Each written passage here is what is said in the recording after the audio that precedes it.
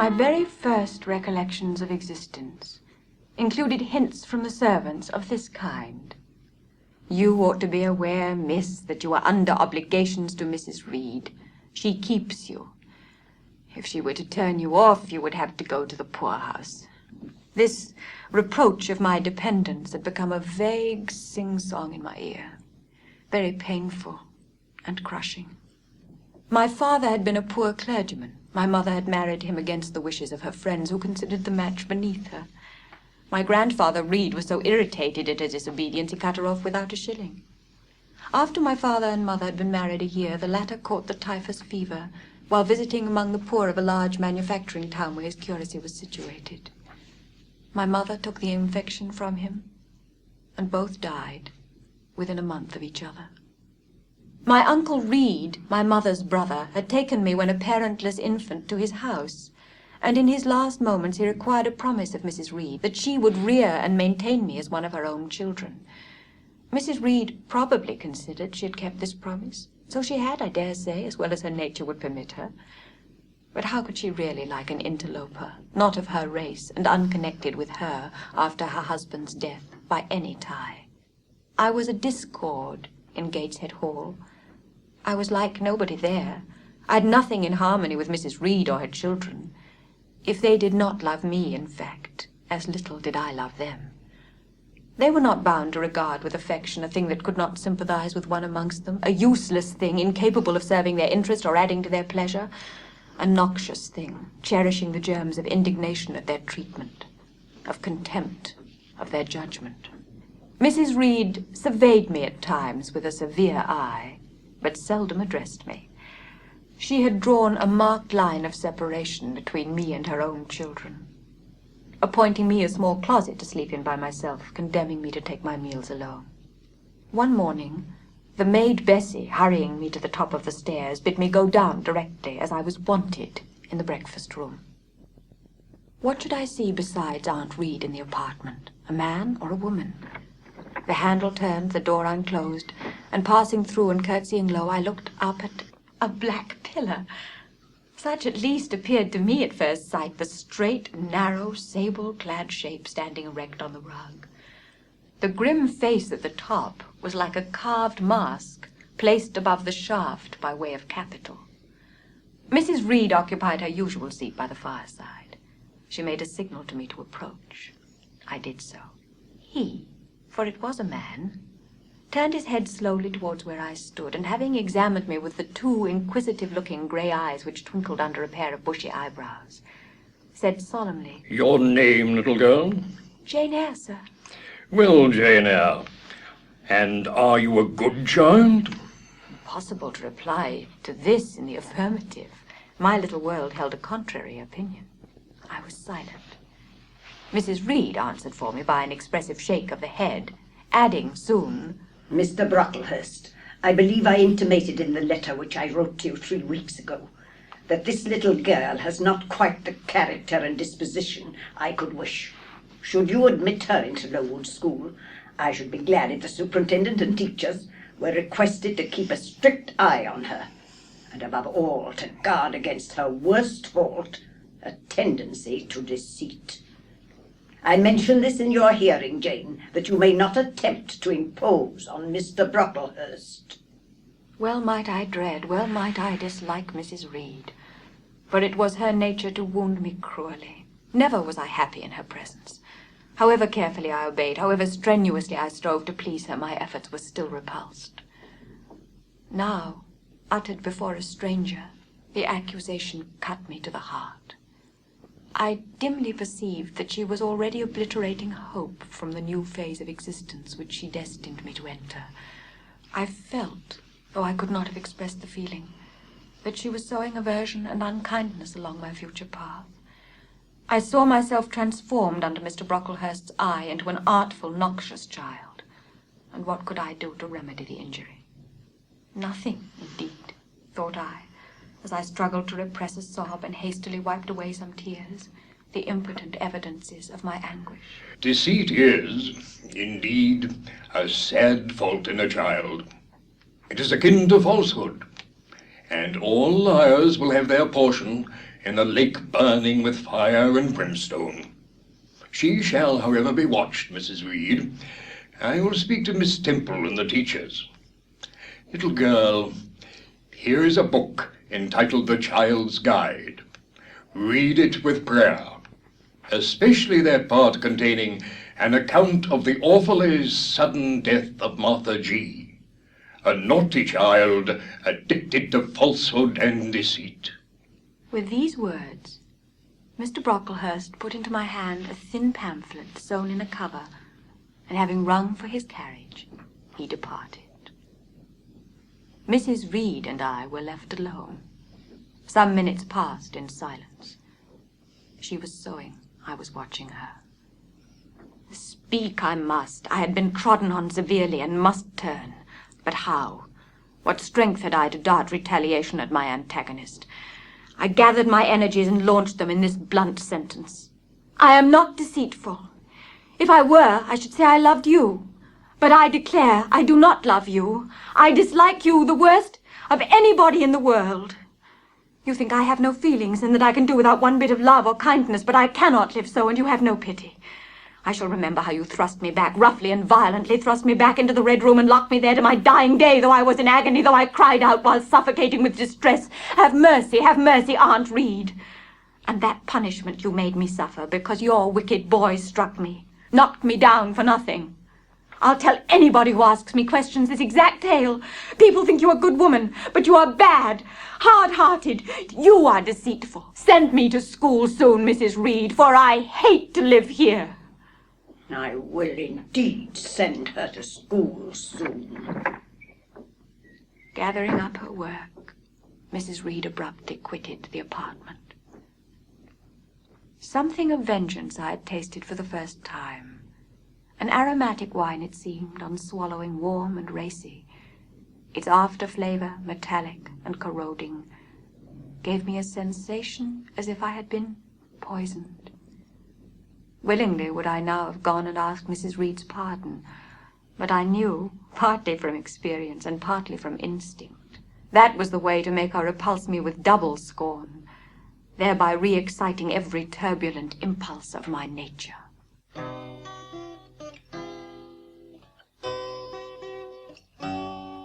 My first quarter at Lowood Institution for Educating Orphans seemed an age, and not the golden age either. It comprised an irksome struggle with difficulties in habituating myself to new rules and unwonted tasks. The fear of failure in these points harassed me worse than the physical hardships of my lot, though these were no trifles. One afternoon, I had then been 3 weeks at Lowood, as I was sitting with a slate in my hand, puzzling over a sum in long division. My eyes, raised in abstraction to the window, caught sight of a figure just passing. It was Mr. Brocklehurst, buttoned up in a surtout. I had my own reasons for being dismayed at this apparition. Too well I remembered the promise pledged by Mr. Brocklehurst to apprise Miss Temple and the teachers of my vicious nature. All along I had been dreading the fulfillment of this promise. I had been looking out daily for the coming man whose information respecting my past life and conversation was to brand me as a bad child forever. Now there he was. He stood at Miss Temple's side. He was speaking low in her ear. I did not doubt he was making disclosures of my villainy, and I watched her eye with painful anxiety, expecting every moment to see its dark orb turn on me in a glance of repugnance and contempt. I'd sat well back on the form, and while seeming to be busy with my sum, had held my slate in such a manner as to conceal my face. I might have escaped notice had not my treacherous slate somehow happened to slip from my hand, and falling with an obtrusive crash, directly drawn every eye upon me. I knew it was all over now, and as I stooped to pick up the 2 fragments of slate, I rallied my forces for the worst. It came. A careless girl. It is the new pupil, I perceive. I must not forget I have a word to say respecting her. Let the child who broke her slate come forward. Of my own accord, I could not have stirred. I was paralyzed, but the 2 great girls who sat on each side of me set me on my legs and pushed me towards the dread judge, and then Miss Temple gently assisted me to his very feet, and I caught her whispered counsel. Don't be afraid, Jane. I saw it was an accident. You shall not be punished. Fetch that stool. Place the child upon it. And I was placed there. By whom, I don't know. I was in no condition to note particulars. I was only aware that they had hoisted me up to the height of Mr. Brocklehurst's nose, that he was within a yard of me. Miss Temple, teachers, and children, you all see this girl. Who would think that the evil one has already found a servant and ancient in her? Yet such, I grieve to say, is the case. My dear children, this is a sad, a melancholy occasion, for it becomes my duty to warn you that this girl, who might be one of God's own lambs, is a little castaway, not a member of the true flock, but evidently an interloper and an alien. You must be on your guard against her. You must shun her example. If necessary, avoid her company. Exclude her from your sports and shut her out of your converse. Teachers, you must watch her. Keep your eyes on her movements, weigh well her words, scrutinize her actions, punish her body to save her soul. If indeed such salvation be possible, for this girl, this child, the native of a Christian land, worse than many a little heathen who says its prayers to Brahma and kneels before Juggernaut. This girl is a liar. This I learnt from her benefactress, from the pious and charitable lady who adopted her in her orphan state, reared her as her own daughter, and whose kindness, whose generosity, the unhappy girl repaid by an ingratitude so bad, so dreadful, that at last her excellent patroness was obliged to separate her from her own young ones, fearful lest her vicious example should contaminate their purity. She has sent her here to be healed, even as the Jews of old sent their disease to the troubled pool of Bethesda. And teachers, superintendent, I beg of you not to allow the waters to stagnate around her. Let her stand half an hour longer on that stool, and let no one speak to her during the remainder of the day. There was I, then, mounted aloft, exposed to general view on a pedestal of infamy. What my sensations were, no language can describe. But I mastered the rising hysteria, lifted up my head, and took a firm stand on the stool. 5 o'clock struck. School was dismissed, and all were gone into the refectory to tea. I now ventured to descend. It was deep dusk. I retired into a corner and sat down on the floor. Now I wept. Nothing sustained me. Left to myself, I abandoned myself, and my tears watered the boards. I'd meant to be so good and to do so much at Lowood, to make so many friends, to earn respect and win affection. Already I had made visible progress. That very morning I'd reached the head of my class. Miss Temple had smiled approbation. She'd promised to teach me drawing and to let me learn French if I continued to make similar improvement 2 months longer. And then I was well received by my fellow pupils, treated as an equal by those of my own age, and not molested by any. Now here I lay again, crushed and trodden on, and could I ever rise more? Never, I thought, and ardently I wished to die. While sobbing out this wish in broken accents, someone approached. I came on purpose to find you, Jane Eyre. Is it all over? Have you cried your grief away? I'm afraid I never shall do that, Miss Temple. Why? Because I have been wrongly accused, and you, ma'am, and everybody else will now think me wicked.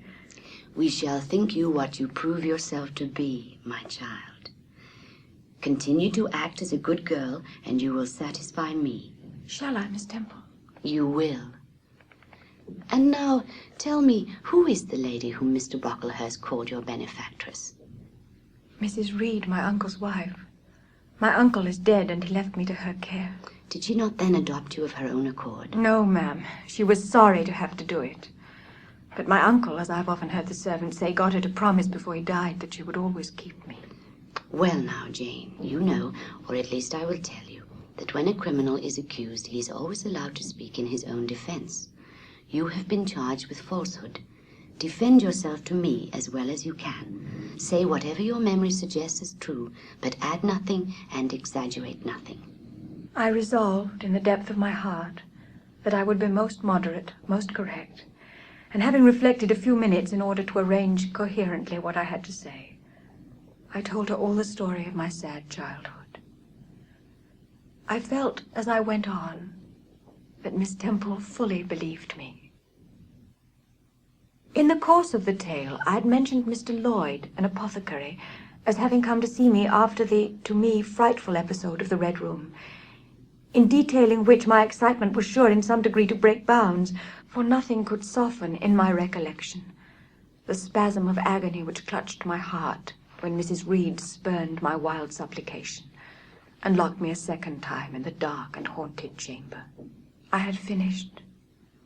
Miss Temple regarded me a few minutes in silence. She then said, I know something of Mr. Lloyd. I shall write to him.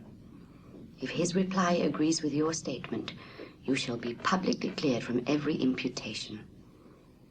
To me, Jane, you are clear now. She kissed me. About a week subsequently to the incidents above narrated, Miss Temple, who had written to Mr. Lloyd, received his answer. It appeared that what he said went to corroborate my account. Miss Temple, having assembled the whole school, announced that inquiry had been made into the charges alleged against Jane Eyre, and that she was most happy to be able to pronounce her completely cleared from every imputation. The teachers then shook hands with me and kissed me, and a murmur of pleasure ran through the ranks of my companions. Thus, relieved of a grievous load, I from that hour set to work afresh, resolved to pioneer my way through every difficulty. I toiled hard, and my success was proportionate to my efforts. But this is not to be a regular autobiography. Therefore I now pass a space of 8 years almost in silence. A few lines only are necessary to keep up the links of connection. During these 8 years my life was uniform, but not unhappy because it was not inactive. I had the means of an excellent education placed within my reach. I availed myself fully of the advantages offered me. In time I rose to be the first girl of the first class. Then I was invested with the office of teacher, which I discharged with zeal for 2 years. But at the end of that time, I altered. Miss Temple, through all changes, had thus far continued superintendent of the seminary. To her instruction I owed the best part of my acquirements. Her friendship and society had been my continued solace. She had stood me in the stead of a mother, governess, and latterly companion. At this period she married, removed with her husband, a clergyman, an excellent man, almost worthy of such a wife, to a distant county, and consequently was lost to me. From the day she left I was no longer the same. With her was gone every settled feeling, every association that had made Lowood, in some degree, a home to me. My world had for some years been in Lowood. My experience had been of its rules and systems. Now I remembered that the real world was wide, and that a varied field of hopes and fears, of sensations and excitements, awaited those who had the courage to go forth into its expanse, to seek real knowledge of life amidst its perils. I desired liberty. For liberty I gasped. For liberty I uttered a prayer. It seemed scattered on the wind, then faintly blowing. I abandoned it and framed a humbler supplication for change, stimulus. That petition, too, seemed swept off into vague space. Then I cried, half desperate, grant me at least a new servitude. Nothing answered me. I then ordered my brain to find a response, and quickly. It worked, and worked faster. Those who want situations, advertise. You must advertise in the Yorkshire Herald. With earliest day I was up. I had my advertisement written, enclosed, and directed before the bell rang to rouse the school. It ran thus. A young lady accustomed to tuition is desirous of meeting with a situation in a private family where the children are under 14. I thought that as I was barely 18, it wouldn't do to undertake the guidance of pupils nearer my own age. She is qualified to teach the usual branches of a good English education, together with French, drawing, and music. In those days, this now narrow catalogue of accomplishments would have been held tolerably comprehensive. Address, J.E., Post Office, Loughton, Yorkshire. The succeeding week seemed long. It came to an end at last, however, like all sublunary things, and I found myself afoot on the road to Loughton. The post office was kept by an old dame who wore horn spectacles on her nose and black mittens on her hands. "Are there any letters for J.E.?" I asked. She peered at me over her spectacles, and then she opened a drawer and fumbled among its contents for a long time, so long that my hopes began to falter. At last, having held a document before her glasses for nearly 5 minutes, she presented it across the counter, accompanying the act by another inquisitive and mistrustful glance. It was for J.E. "Is there only one?" I demanded. "There are no more," said she, and I put it in my pocket and turned my face homeward. I could not open it then. Rules obliged me to be back by 8, and it was already 7:30. Various duties awaited me on my arrival. I had to sit with the girls during their hour of study. Then it was my turn to read prayers, to see them to bed. Afterwards I supped with the other teachers. We finally retired for the night. I now took out my letter. The seal was an initial F. I broke it. The contents were brief. "If J.E., who advertised in the Yorkshire Herald of last Thursday, possesses the acquirements mentioned, and if she is in a position to give satisfactory references as to character and competency, a situation can be offered her where there is but one pupil, a little girl under 10 years of age, and where the salary is £30 per annum. J.E. is requested to send references, name, address, and all particulars to the direction Mrs. Fairfax, Thornfield, near Millcote, Yorkshire." Next day, having sought and obtained an audience of the superintendent during the noontide recreation, I told her I had a prospect of getting a new situation where the salary would be double what I now received, for at Lowood I only got £15 per annum, and requested she would break the matter for me to the committee and ascertain whether they would permit me to mention them as references.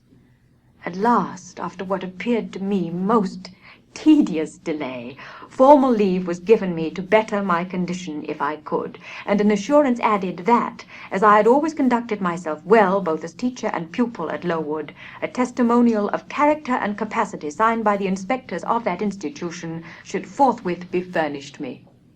This testimonial I accordingly received in about a month, forwarded a copy of it to Mrs. Fairfax, and got that lady's reply, stating that she was satisfied, and fixing that day fortnight as the period for my assuming the post of governess in her house. I now busied myself in preparations. The fortnight passed rapidly. I had not a very large wardrobe, though it was adequate for my wants, and the last day sufficed to pack my trunk, the same I had brought with me 8 years ago from Gateshead.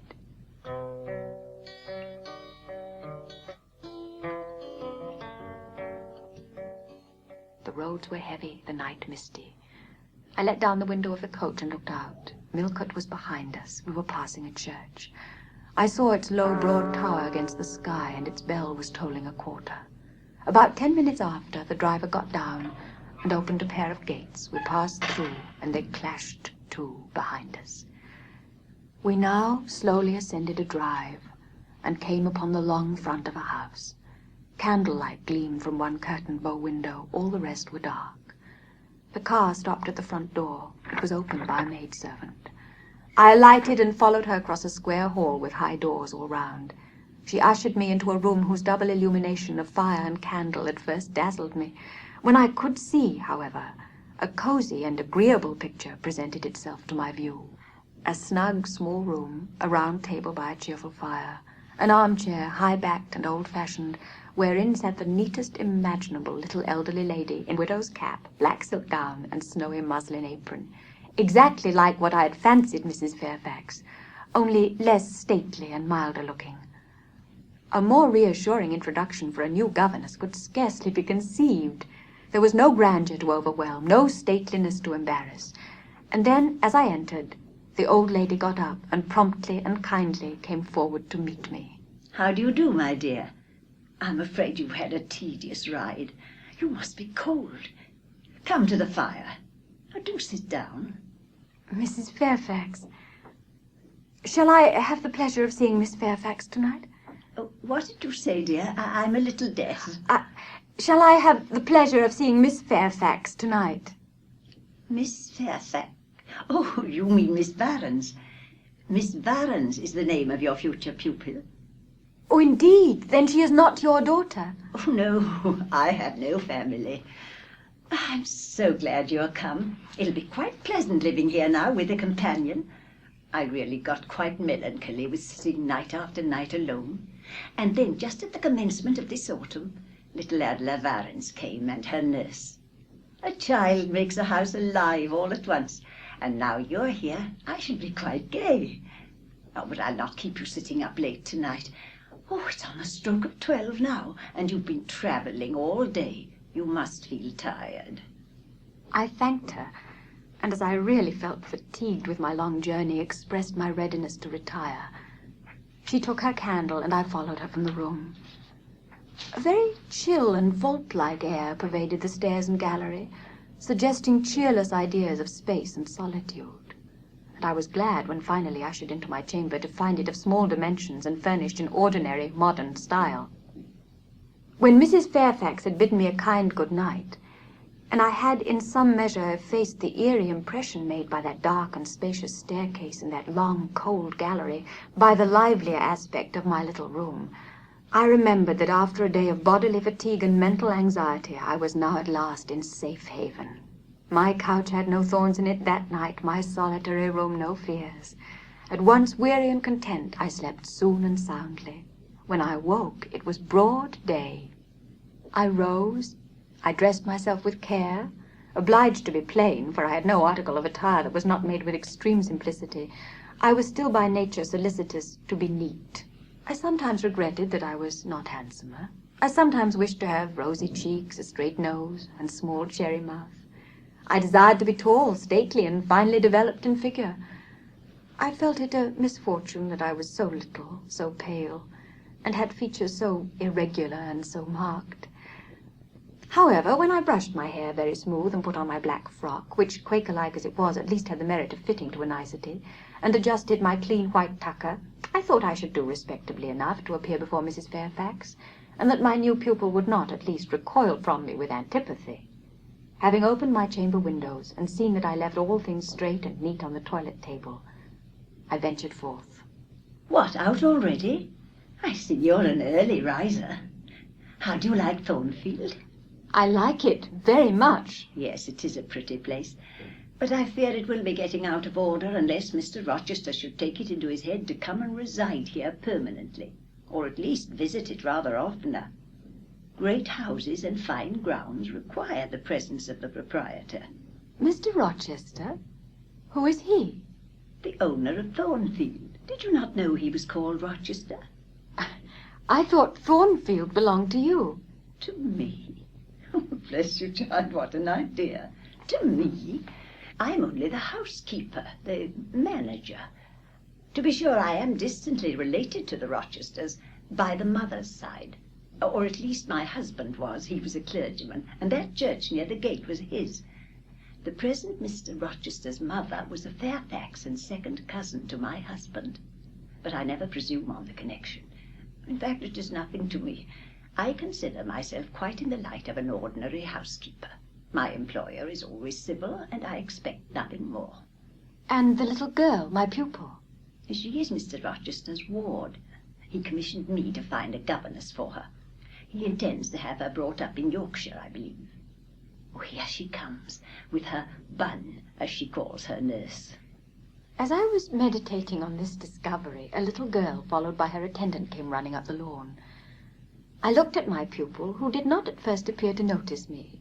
She was quite a child, perhaps 7 or 8 years old, slightly built, with a pale, small-featured face and a redundancy of hair falling in curls to her waist.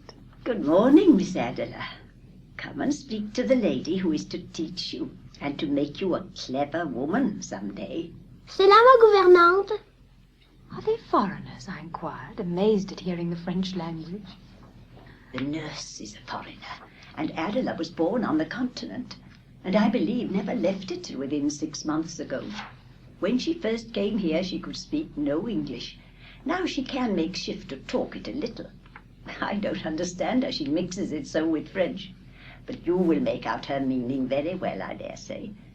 Fortunately, I had had the advantage of being taught French by a French lady, and had acquired a certain degree of readiness and correctness in the language, and was not likely to be much at a loss with Mademoiselle Adela.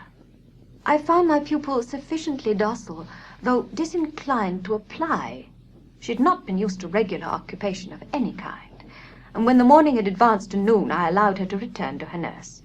I then proposed to occupy myself till dinner time in drawing some little sketches for her use. As I was going upstairs to fetch my portfolio and pencils, Mrs. Fairfax called to me. She was in a room, the folding doors of which stood open. Your morning school hours are over now, I suppose. What a beautiful room! Yes, this is the dining room. In what order you keep these rooms, Mrs. Fairfax? No dust, no canvas coverings. Except that the air feels chilly, one would think they were inhabited daily. Why, Miss Eyre, though Mr. Rochester's visits here are rare, they're always sudden and unexpected. And as I observed that it put him out to find everything swathed up and to have a bustle of arrangement on his arrival, I thought it best to keep the rooms in readiness. Is Mr. Rochester an exacting, fastidious sort of man? Not particularly so, but he has a gentleman's tastes and habits, and he expects to have things managed in conformity to them. Do you like him? Is he generally liked? Oh, yes. The family have always been respected here. What is his character? Oh, his character is unimpeachable, I suppose. He's rather peculiar, perhaps. Well, he's travelled a great deal and seen a great deal of the world, I should think. I dare say he's clever, but I never had much conversation with him. In what way is he peculiar? I don't know. It's not easy to describe. Nothing striking. But you feel it when he speaks to you. You cannot always be sure whether he's in jest or earnest, whether he's pleased or the contrary. You don't thoroughly understand him, in short. At least I don't. But it's of no consequence. He is a very good master. When we left the dining room, she proposed to show me over the rest of the house, and I followed her upstairs and downstairs, admiring as I went, for all was well arranged and handsome. Where are you going now, Mrs. Fairfax? On to the leads. Will you come and see the view from thence? I followed still up a very narrow staircase to the attics, and thence by a ladder and through a trap-door to the roof of the hall. No feature in the scene was extraordinary, but all was pleasing. When I turned from it and repassed the trap-door, I could scarcely see my way down the ladder. Mrs. Fairfax stayed behind a moment to fasten the trap-door. I proceeded to descend the narrow garret staircase. I lingered in the long passage to which this led, separating the front and back rooms of the third story. Narrow, low, and dim, with only one little window at the far end, and looking, with its 2 rows of small black doors all shut, like a corridor in some Bluebeard's castle.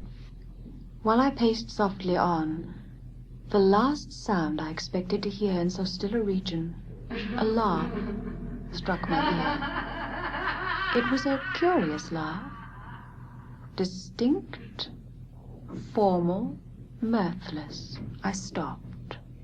The sound ceased. Only for an instant it began again, louder. For at first, though distinct, it was very low. It passed off in a clamorous peal that seemed to wake an echo in every lonely chamber. Though it originated but in one, and I could have pointed out the door whence the accents issued. Mrs. Fairfax! Did you hear that loud laugh? Who is it? Some of the servants, very likely. Perhaps Grace Poole. Did you hear it? Yes, plainly. I often hear her. She sews in one of those rooms. Sometimes Leah is with her. They're frequently noisy together. Grace? I really did not expect any Grace to answer, for the laugh was as tragic, as preternatural a laugh as any I ever heard. And but that it was high noon, and that no circumstance of ghostliness accompanied the curious cachinnation, but that neither scene nor season favored fear, I should have been superstitiously afraid. However, the event showed me I was a fool for entertaining a sense even of surprise. The door nearest me opened, and a servant came out, a woman of between 30 and 40, a set, square-made figure, red-haired, and with a hard, plain face. Any apparition less romantic or less ghostly could scarcely be conceived. Too much noise, Grace. Remember directions. Grace curtsied silently and went in. She's a person we have to sew and assist Leah in her housemaid's work. Not altogether unobjectionable in some points, but she does well enough. By the by, how have you got on with your new pupil this morning? The conversation, thus turned on Adele, continued till we reached the light and cheerful region below. I felt a conscientious solicitude for Adele's welfare and progress, and a quiet liking to her little self, just as I cherished towards Mrs. Fairfax a thankfulness for her kindness, and a pleasure in her society proportionate to the tranquil regard she had for me, and the moderation of her mind and character. Anybody may blame me who likes when I add that now and then, when I took a walk by myself in the grounds, or when I went down to the gates and looked through them along the road, that then I longed for a power of vision which might overpass that limit, which might reach the busy world, towns, regions full of life I had heard of but never seen. Who blames me? Many, no doubt, and I shall be called discontented. I could not help it. The restlessness was in my nature. It agitated me to pain sometimes. It is in vain to say human beings ought to be satisfied with tranquility. They must have action, and they will make it if they cannot find it. Millions are condemned to a stiller doom than mine, and millions are in silent revolt against their lot. Women are supposed to be very calm generally, but women feel just as men feel. They need exercise for their faculties and a field for their efforts as much as their brothers do, and it's narrow-minded in their more privileged fellow creatures to say that they ought to confine themselves to making puddings and knitting stockings, or to playing on the piano and embroidering bags. It is thoughtless to condemn them or laugh at them if they seek to do more or learn more than custom has pronounced necessary for their sex.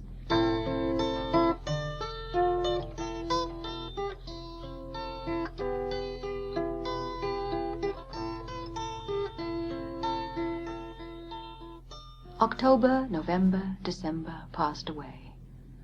One afternoon in January, Mrs. Fairfax had begged a holiday for Adele because she had a cold. It was a fine, calm day, though very cold. I was tired of sitting still in the library through a whole long morning. Mrs. Fairfax had just written a letter which was waiting to be posted, so I put on my bonnet and cloak and volunteered to carry it to Hay. The distance, 2 miles, would be a pleasant winter afternoon walk. The ground was hard, the air was still. My road was lonely.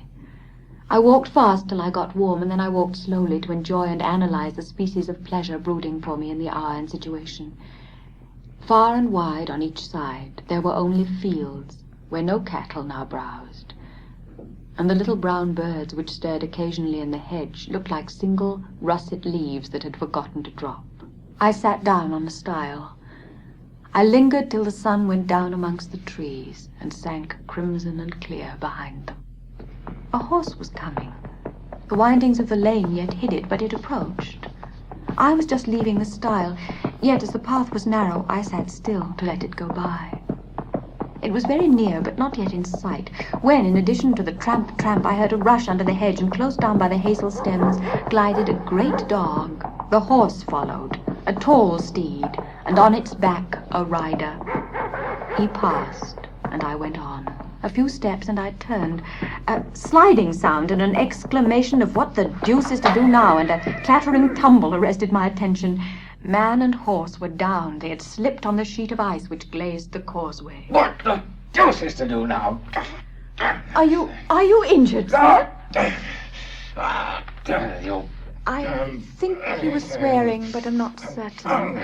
However, he was pronouncing some formula which prevented him from replying to me directly. Can I do anything? You must stand on one side. He rose, first to his knees, and then to his feet. Down, pilot! Down! I was in the mood for being useful, or at least officious, I think. for I now drew near him again. If you are hurt and want help, sir, I can fetch someone either from Thornfield Hall or from Hay. Thank you. I shall do. I've no broken bones, only a sprain. Something of daylight still lingered, and the moon was waxing bright. I could see him plainly. His figure was enveloped in a riding cloak, fur-collared and steel-clasped. Its details were not apparent, but I traced the general points of middle height and considerable breadth of chest. He had a dark face with stern features and a heavy brow. His eyes and gathered eyebrows looked ireful and thwarted just now. He was past youth, but had not reached middle age. Perhaps he might be 35. I felt no fear of him, and but little shyness. Had he been a handsome, heroic-looking young gentleman, I should not have dared to stand thus questioning him against his will and offering my services unasked. If even this stranger had smiled and been good-humoured to me when I addressed him, if he had put off my offer of assistance gaily and with thanks, I should have gone on my way and not felt any vocation to renew inquiries. But the frown, the roughness of the traveller set me at my ease. I retained my station when he waved me to go and announced, "I cannot think of leaving you, sir, at so late an hour in this solitary lane till I see you are fit to mount your horse." He looked at me when I said this. He'd hardly turned his eyes in my direction before. I should think you ought to be at home yourself, if you have a home in this neighborhood. Where'd you come from? From just below, and I am not at all afraid of being out late when it is moonlight. I will run over to Hay for you with pleasure, if you wish it. Indeed, I'm going there to post a letter. You live just below? Do you mean at that house with the battlements? Yes, sir. Whose house is it? Mr. Rochester's. Do you know Mr. Rochester? No, I've never seen him. He's not a resident, then? No, Can you tell me where he is? I cannot. You are not a servant at the hall, of course. You are... I am the governess. Oh, the governess. Deuce take me if I'd not forgotten. The governess. I cannot commission you to fetch help, but you may help me a little yourself, if you'll be so kind. Yes, sir. He laid a heavy hand on my shoulder and, leaning on me with some stress, limped to his horse. Having once caught the bridle, he mastered it directly and sprang to his saddle, grimacing grimly as he made the effort, for it wrenched his sprain. Thank you. Now make haste with the letter to Hay, and return as fast as you can. A touch of spurred heel made his horse first start and rear and then bound away. The dog rushed in his traces. All three vanished. I took up my muff and walked on. The incident had occurred and was gone for me. It was an incident of no moment, no romance, no interest, in a sense. Yet it marked with change one single hour of a monotonous life. My help had been needed and claimed. I had given it. I was pleased to have done something. Trivial, transitory though the deed was, it was yet an active thing, and I was weary of an existence all passive. I did not like re-entering Thornfield. To pass its threshold was to return to stagnation. I lingered at the gates. I lingered on the lawn. I paced backwards and forwards on the pavement. Little things recall us to earth. The clock struck in the hall. That sufficed. I turned from moon and stars, opened a side door, and went in. I hastened to Mrs. Fairfax's room. There was a fire there, but no candle and no Mrs. Fairfax. Instead, all alone, sitting upright on the rug and gazing with gravity at the blaze, I beheld a great black and white long-haired dog, just like that of the lane. It was so like it that I went forward and said, "Pilot?" And the thing got up and came to me and snuffed me. I caressed him, and he wagged his great tail, but he looked an eerie creature to be alone with, and I could not tell whence he had come. I rang the bell. Leah entered. "What dog is this?" He came with Master. "With whom?" With Master, Mr. Rochester. He's just arrived. "Indeed? And is Mrs. Fairfax with him?" Yes, and Miss Adela. They're in the dining room, and John is gone for a surgeon, for Master has had an accident. His horse fell and his ankle is sprained. "Oh. Bring me a candle, will you, Leah?" Leah brought it. She entered, followed by Mrs. Fairfax. Mr. Rochester would be glad if you and your pupil would take tea with him in the drawing-room this evening. Unused as I was to strangers, it was rather a trial to appear thus formally summoned in Mr. Rochester's presence. I let Mrs. Fairfax precede me into the dining-room. Half reclined on a couch appeared Mr. Rochester, his foot supported by the cushion. He was looking at Adele and the dog. The fire shone full on his face. I knew my traveller with his broad and jetty eyebrows, his square forehead made squarer by the horizontal sweep of his black hair. Mr. Rochester must have been aware of the entrance of Mrs. Fairfax and myself, but it appeared he was not in the mood to notice us, for he never lifted his head as we approached. Here is Miss Eyre, sir. Let Miss Eyre be seated. There was something in the forced, stiff bow, in the impatient yet formal tone, which seemed further to express, what the deuce is it to me whether Miss Eyre be there or not? At this moment I'm not disposed to accost her.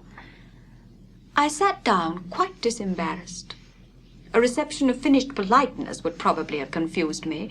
I could not have returned or repaid it by answering grace and elegance on my part, but harsh caprice laid me under no obligation. On the contrary, a decent quiescence gave me the advantage. Come to the fire. You've been resident in my house 3 months? Yes, sir. And you came from? From Lowood School in Yorkshire. Ah, a charitable concern. How long were you there? 8 years. 8 years. You must be tenacious of life. I thought half the time in such a place would have done up any constitution. No wonder you have rather the look of another world. I marvelled where you'd got that sort of face. When you came on me in Hay Lane, I thought unaccountably of fairy tales, and had half a mind to demand whether you had bewitched my horse. I'm not sure yet. Who are your parents? I have none. Nor ever had, I suppose. Do you remember them? No. I thought not. And so you were waiting for your people when you sat on that stile? For whom, sir? For the men in green. It was a proper moonlight evening for them. Did I break through one of your rings that you spread that damned ice on the causeway? The men in green all forsook England 100 years ago, and not even in Hay Lane or the fields about it could you find a trace of them. I don't think either summer or harvest or winter moon will ever shine on their revels more. Well, if you disown parents, you must have some sort of kinsfolk. Uncles, aunts? No, none that I ever saw. And your home? I have none. Where do brothers and sisters live? I have no brothers or sisters. And now, what did you learn at Lowood? Can you play? A little. Of course, that's the established answer. Adele showed me some sketches this morning, which she said were yours. I don't know whether they were entirely of your doing. Probably a master aided you? No, indeed. Oh, that pricks pride. Well, fetch me your portfolio, if you can vouch for its contents being original. But don't pass your word unless you're certain. I can recognize patchwork. Then I will say nothing, and you shall judge for yourself, sir. I brought the portfolio from the library. He deliberately scrutinized each sketch and painting. 3 he laid aside. The others, when he had examined them, he swept from him. Take them off to the other table, Mrs. Fairfax, and look at them with Adele. You, resume receipt, and answer my questions. I perceive these pictures were done by one hand. Was that hand yours? Yes. Where did you get your copies? Out of my head? That head I see now on your shoulders? Yes, sir. Has it other furniture of the same kind within? I should think it may have. I should hope better. And you felt self-satisfied with the result of your ardent labors? Far from it. I was tormented by the contrast between my ideas and my handiwork. In each case, I had imagined something which I was quite powerless to realize. Not quite. You have secured the shadow of your thought, but no more, probably. You had not enough of the artist's skill and science to give it full being. Yet the drawings are, for a schoolgirl, peculiar. As to the thoughts, they are elfish. And who taught you to paint wind? There is a high gale in that sky, and on this hilltop. Ah, put the drawings away. It's 9 o'clock. What are you about, Miss Eyre, to let Adele sit up so long? Take her to bed. Adele went to kiss him before quitting the room. He made a movement of the hand towards the door, in token that he was tired of our company and wished to dismiss us. Mrs. Fairfax folded up her knitting. I took my portfolio. We curtsied to him, received a frigid bow in return, and so withdrew. For several subsequent days, I saw little of Mr. Rochester. In the mornings he seemed much engaged with business, and in the afternoon gentlemen from Millcote or the neighbourhood called, and sometimes stayed to dine with him. When his sprain was well enough to admit of horse exercise, he rode out a good deal, probably to return these visits, as he generally did not come back till late at night. One day he had had company to dinner, and had sent for my portfolio, in order, doubtless, to exhibit its contents. The gentlemen went away early to attend a public meeting at Millcote, as Mrs. Fairfax informed me. But the night being wet and inclement, Mr. Rochester did not accompany them. Soon after they were gone, he rang the bell. A message came that I and Adele were to go downstairs. We descended, Adele wondering whether her presents were at length come. She was gratified. There stood a little carton on the table when we entered the dining room. Ma boîte! Yes, there's your boîte at last. Take it into a corner, you genuine daughter of Paris, and amuse yourself with disemboweling it. And mind, let your operations be conducted in silence. Comprends-tu? Adele merely exclaimed. Oh ciel, que c'est beau! She remained absorbed in ecstatic contemplation. Mr. Rochester, as he sat in his damask-covered chair, looked different to what I'd seen him look before, not quite so stern, much less gloomy. There was a smile on his lips, and his eyes sparkled, whether with wine or not, I am not sure, but I think it very probable. I am disposed to be gregarious and communicative tonight, and that is why I sent for you. The fire and the chandelier were not sufficient company for me. You, I am persuaded, can suit me, if you will. You puzzled me the first evening I invited you down here. I've almost forgotten you since. Other ideas have driven yours from my head. But tonight I am resolved to be at ease, to dismiss what importunes and recall what pleases. It would please me now to draw you out, learn more of you. Therefore speak. Speak. What about, sir? Whatever you like. I leave both the choice of subject and the manner of treating it entirely to yourself. Accordingly, I sat and said nothing. If he expects me to talk for the mere sake of talking and showing off, he will find he has addressed the wrong person, I thought. You are dumb, Miss Eyre. Stubborn and annoyed. It is consistent. I put my request in an absurd, almost insolent form. Miss Eyre, I beg your pardon. The fact is, once for all, I don't wish to treat you like an inferior. That is, I claim only such superiority as must result from 20 years' difference in age and a century's advance in experience. It is by virtue of this superiority, and this alone, that I desire you to have the goodness to talk to me a little now, and divert my thoughts, which are galled with dwelling on one point, cankering as a rusty nail. I am willing to amuse you if I can, sir, quite willing. But I cannot introduce a topic, because how do I know what will interest you? Ask me questions, and I will do my best to answer them.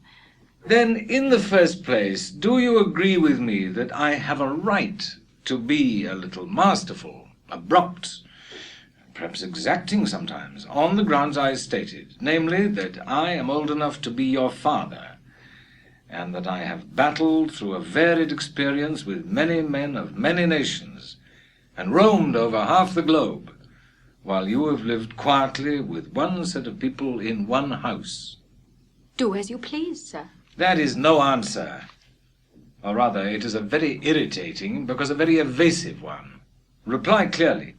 I don't think, sir, you have a right to command me, merely because you are older than I, or because you have seen more of the world than I have.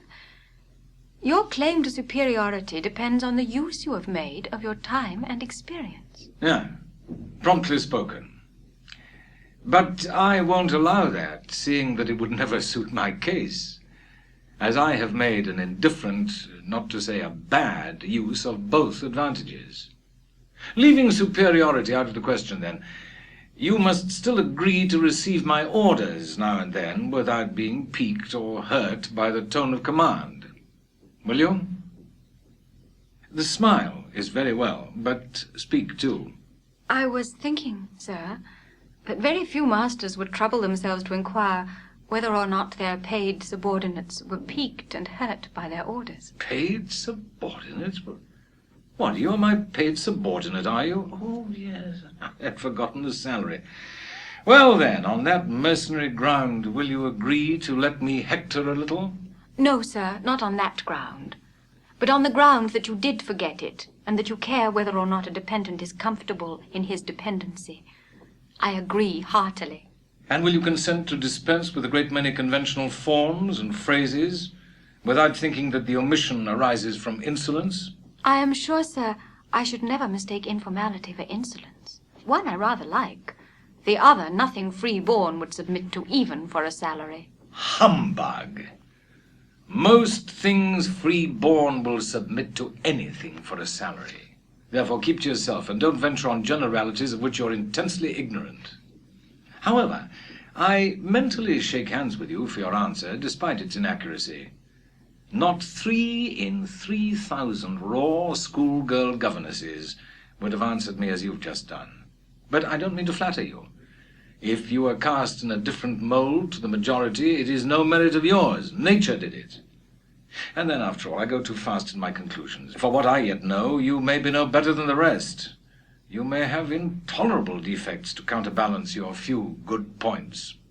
And so may you, I thought. My eye met his as the idea crossed my mind. He seemed to read the glance, answering as if its import had been spoken as well as imagined. Yes, you're right. I have plenty of faults of my own. I know it. And I don't wish to palliate them, I assure you. God wot I need not be too severe about others. I have a past existence, a series of deeds, a colour of life to contemplate within my own breast, which might well call my sneers and censures from my neighbours to myself.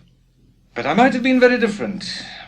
I might have been as good as you, wiser, almost as stainless. I envy you your peace of mind, your clean conscience, your unpolluted memory. Little girl, a memory without blot or contamination must be an exquisite treasure, an inexhaustible source of pure refreshment, is it not? How was your memory when you were 18, sir? All right, then. Nature meant me to become, on the whole, a good man, Miss Eyre, one of the better kind. And you see, I am not so. I am not a villain, you're not to suppose that. I am a trite, commonplace sinner, hackneyed in all the poor, petty dissipations with which the rich and worthless try to put on life. It seems to me that if you tried hard, you would in time find it possible to become what you yourself approve. Rightly said, Miss Eyre. I am laying down good intentions, which I believe durable as flint. Certainly my associates and pursuits shall be other than they have been. And better. And better. So much better as pure ore is than foul dross. You seem to doubt me. I don't doubt myself. I know what my aim is and what my motives are. And at this moment I pass a law, unalterable as that of the Medes and Persians, that both are right. Unheard of combinations of circumstances demand unheard of rules. I rose, deeming it useless to continue a discourse, which was all darkness to me. Where are you going? To put Adele to bed. It is past her bedtime. You're afraid of me, because I talk like a sphinx. Your language is enigmatical, sir, but though I am bewildered, I am certainly not afraid. You are afraid. Your self-love dreads a blunder. In that sense, I do feel apprehensive. I have no wish to talk nonsense. If you did, it would be in such a grave, quiet manner, I should mistake it for sense. Do you never laugh, Miss Eyre? Don't trouble yourself to answer. I see you laugh rarely, but you can laugh very merrily. Believe me, you are not naturally austere any more than I am naturally vicious. The low wood constraint still clings to you somewhat, controlling your features, muffling your voice, and restricting your limbs. And you fear, in the presence of a man and a brother, or father, or master, or what you will, to smile too gaily, speak too freely, or move too quickly.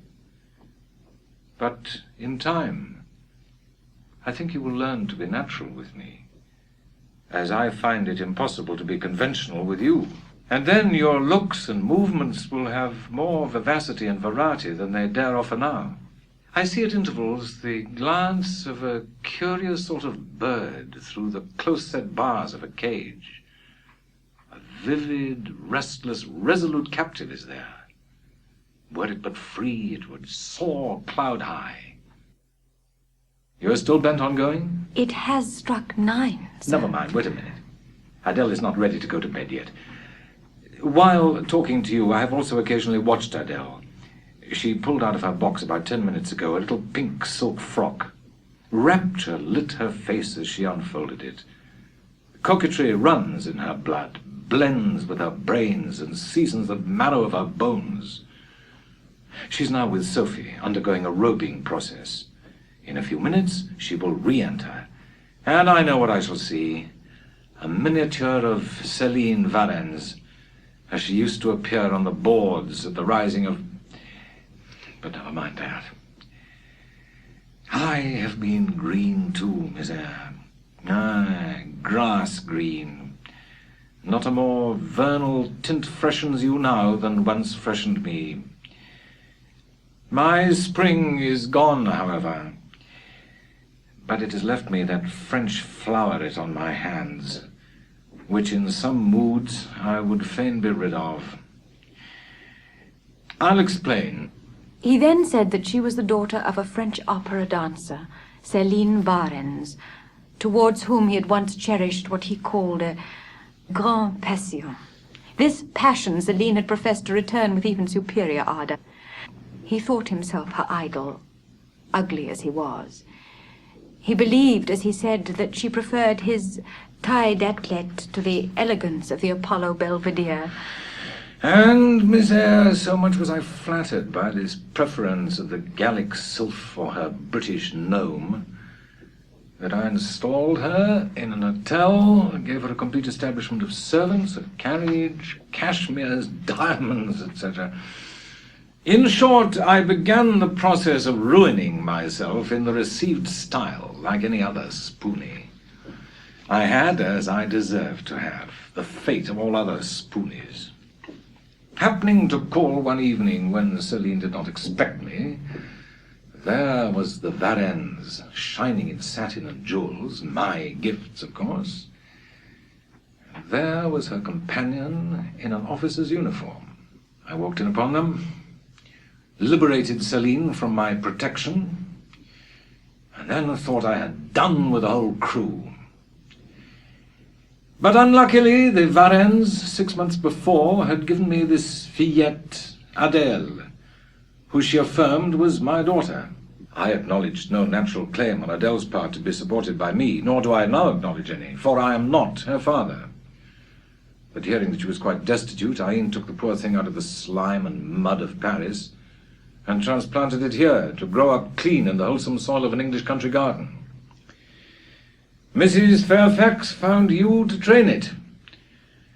But now you know that it is the illegitimate offspring of a French opera girl, you will perhaps think differently of your post and protégé. You will be coming to me some day with notice that you have found another place, that you beg me to look out for a new governess, etc. Huh? No. Adele is not answerable for either her mother's faults or yours. I have a regard for her, and now that I know she is, in a sense, parentless, forsaken by her mother and disowned by you, sir, I shall cling closer to her than before. How could I possibly prefer the spoilt pet of a wealthy family who would hate her governess as a nuisance to a lonely little orphan who leans towards her as a friend? Adele's little foot was heard tripping across the hall. She entered, transformed as her guardian had predicted. A dress of rose-colored satin, very short and as full in the skirt as it could be gathered, replaced the brown frock she had previously worn. A wreath of rosebuds circled her forehead.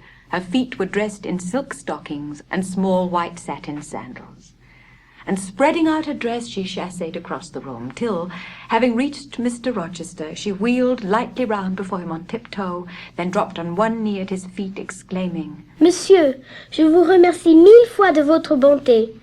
C'est comme cela que maman faisait, n'est-ce pas, monsieur? Precisely. And comme cela, she charmed my English gold out of my British breeches pocket.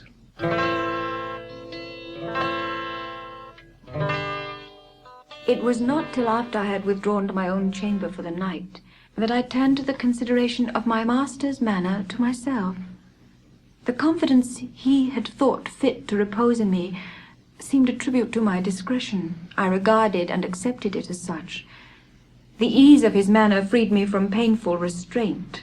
The friendly frankness with which he treated me drew me to him. And was Mr. Rochester now ugly in my eyes? No, reader. Gratitude and many associations, all pleasurable and genial, made his face the object I best liked to see. His presence in a room was more cheering than the brightest fire. I thought there were excellent materials in him, though for the present they hung together somewhat spoiled and tangled. I cannot deny that I grieved for his grief, whatever that was, and would have given much to assuage it. I hardly know whether I had slept or not after this musing. At any rate, I started wide awake on hearing a vague murmur, peculiar and lugubrious, which sounded, I thought, just above me. I rose and sat up in bed, listening. The sound was hushed. I tried again to sleep, but my heart beat anxiously. My inward tranquility was broken. The clock far down in the hall struck 2.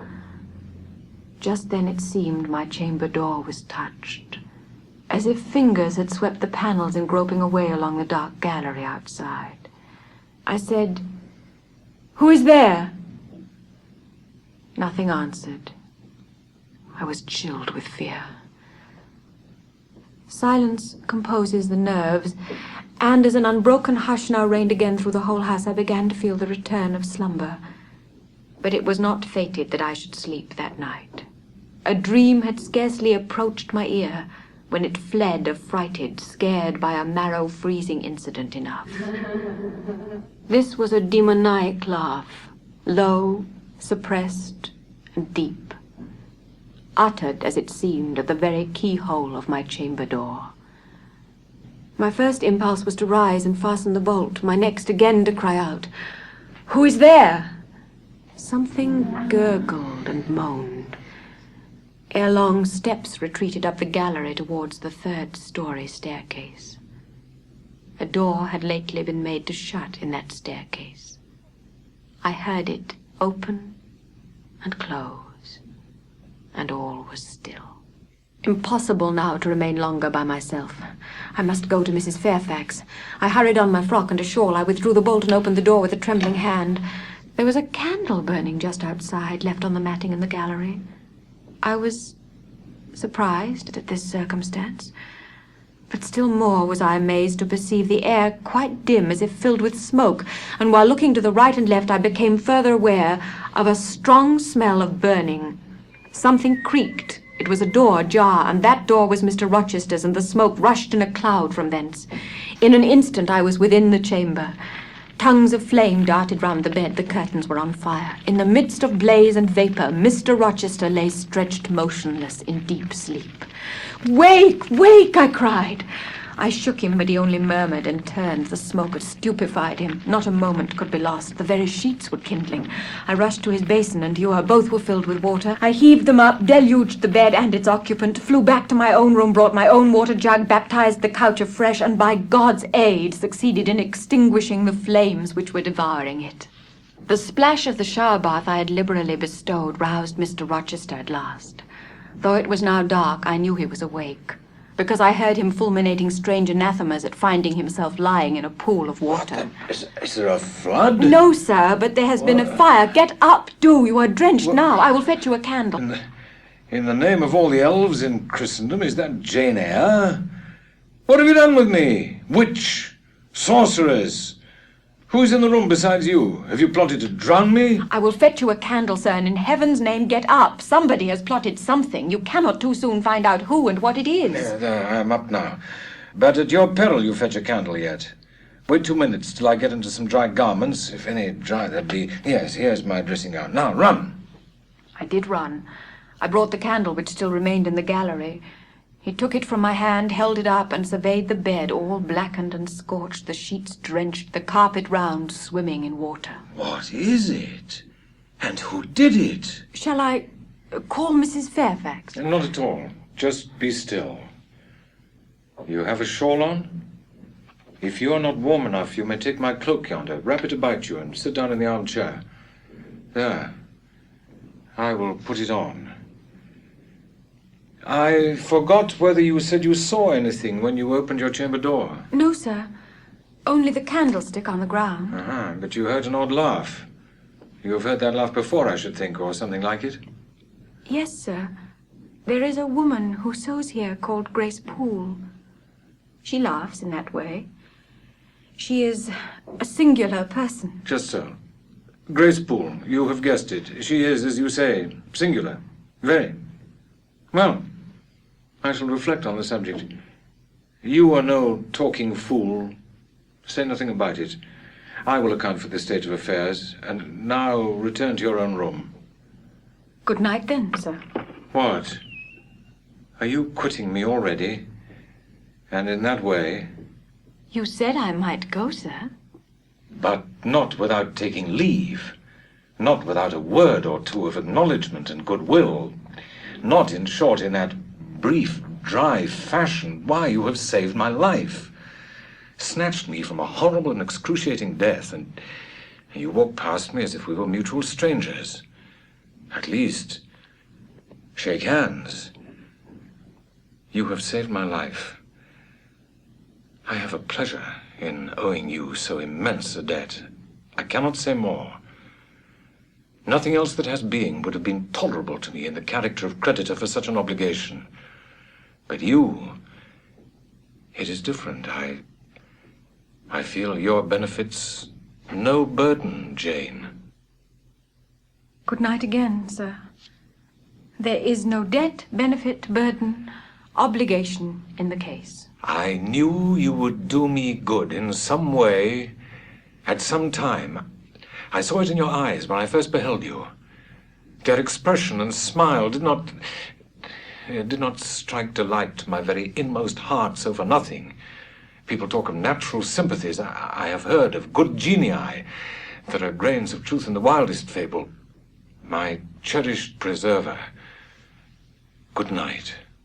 I am glad I happened to be awake. I must go now. What? You will go? I'm cold, sir. Cold? Yes, and standing in a pool. Go then, Jane, go. But he still retained my hand, and I could not free it. I bethought myself of an expedient. I think I hear Mrs. Fairfax move, sir. Well, leave me. I regained my couch, but never thought of sleep. Till morning dawned, I was tossed on a buoyant but unquiet sea where billows of trouble rolled under surges of joy. I thought sometimes I saw beyond its wild waters a shore, sweet as the hills of Beulah, and now and then a freshening gale wakened by hope bore my spirit triumphantly towards the bourne. but I could not reach it even in fancy. A counteracting breeze blew off the land and continually drove me back. Sense would resist delirium, judgment would warn passion. Too feverish to rest, I rose as soon as day dawned. In weeks to come, when he met me unexpectedly, the encounter seemed welcome. He had always a word and sometimes a smile for me. When summoned by formal invitation to his presence, I was honored by a cordiality of reception that made me feel I really possessed the power to amuse him, and that these evening conferences were sought as much for his pleasure as for my benefit. I felt at times as if he were my relation rather than my master. Yet he was imperious sometimes still, but I did not mind that. I saw it was his way. So happy, so gratified did I become with this new interest added to life, that I ceased to pine after kindred. My thin crescent destiny seemed to enlarge. The blanks of existence were filled up. My bodily health improved. I gathered flesh and strength. I was growing very lenient to my master. I was forgetting all his faults for which I had once kept a sharp lookout. The sarcasm that had repelled, the harshness that had startled me once, were only like keen condiments in a choice dish. Their presence was pungent, but their absence would be felt as comparatively insipid. It had been a mild, serene spring day, one of those days which, towards the end of March or the beginning of April, rise shining over the earth as heralds of summer. It was drawing to an end now, but the evening was even warm, and I sat at work in the schoolroom with the window open. Mrs. Fairfax entered in a rustling state. Oh, it gets late. I'm glad I ordered dinner an hour after the time Mr. Rochester mentioned. It's past 6 now. She went to the window. Here he is. Adela flew to the window. I followed, taking care to stand on one side, so that, screened by the curtain, I could see without being seen. There was Mr. Rochester on his black horse Mesrour, Pilot bounding before him. At his side rode a lady. Her purple riding habit almost swept the ground, her veil streamed long on the breeze. Mingling with its transparent folds, and gleaming through them, shone rich raven ringlets. Miss Ingram. Away, Mrs. Fairfax hurried to her post below. Reader, I had learnt to love Mr. Rochester. I could not unlove him now merely because I saw all his attentions appropriated by a great lady who scorned to touch me with the hem of her robes as she passed. I could not unlove him because I felt sure he would soon marry this very lady, because I read daily in her a proud security in his intentions respecting her, because I witnessed hourly in him a style of courtship which, if careless and choosing rather to be sought than to seek, was yet in its very carelessness captivating, and in its very pride irresistible. There was nothing to cool or banish love in these circumstances, though much to create despair, much too, you will think, reader, to engender jealousy, if a woman in my position could presume to be jealous of a woman in Miss Ingram's. But I was not jealous, or very rarely. The nature of the pain I suffered could not be explained by that word. Miss Ingram was a mark beneath jealousy. She was too inferior to excite this feeling. Pardon the seeming paradox, I mean what I say. She was very showy, but she was not genuine. She had a fine person, many brilliant attainments, but her mind was poor, her heart barren by nature. Other eyes besides mine watched these manifestations of character, watched them closely, keenly, shrewdly. Yes, the future bridegroom, Mr. Rochester himself, exercised over his intended a ceaseless surveillance, and it was from this sagacity, this guardedness of his, this perfect, clear consciousness of his fair one's defects, this obvious absence of passion in his sentiments towards her, that my ever-torturing pain arose.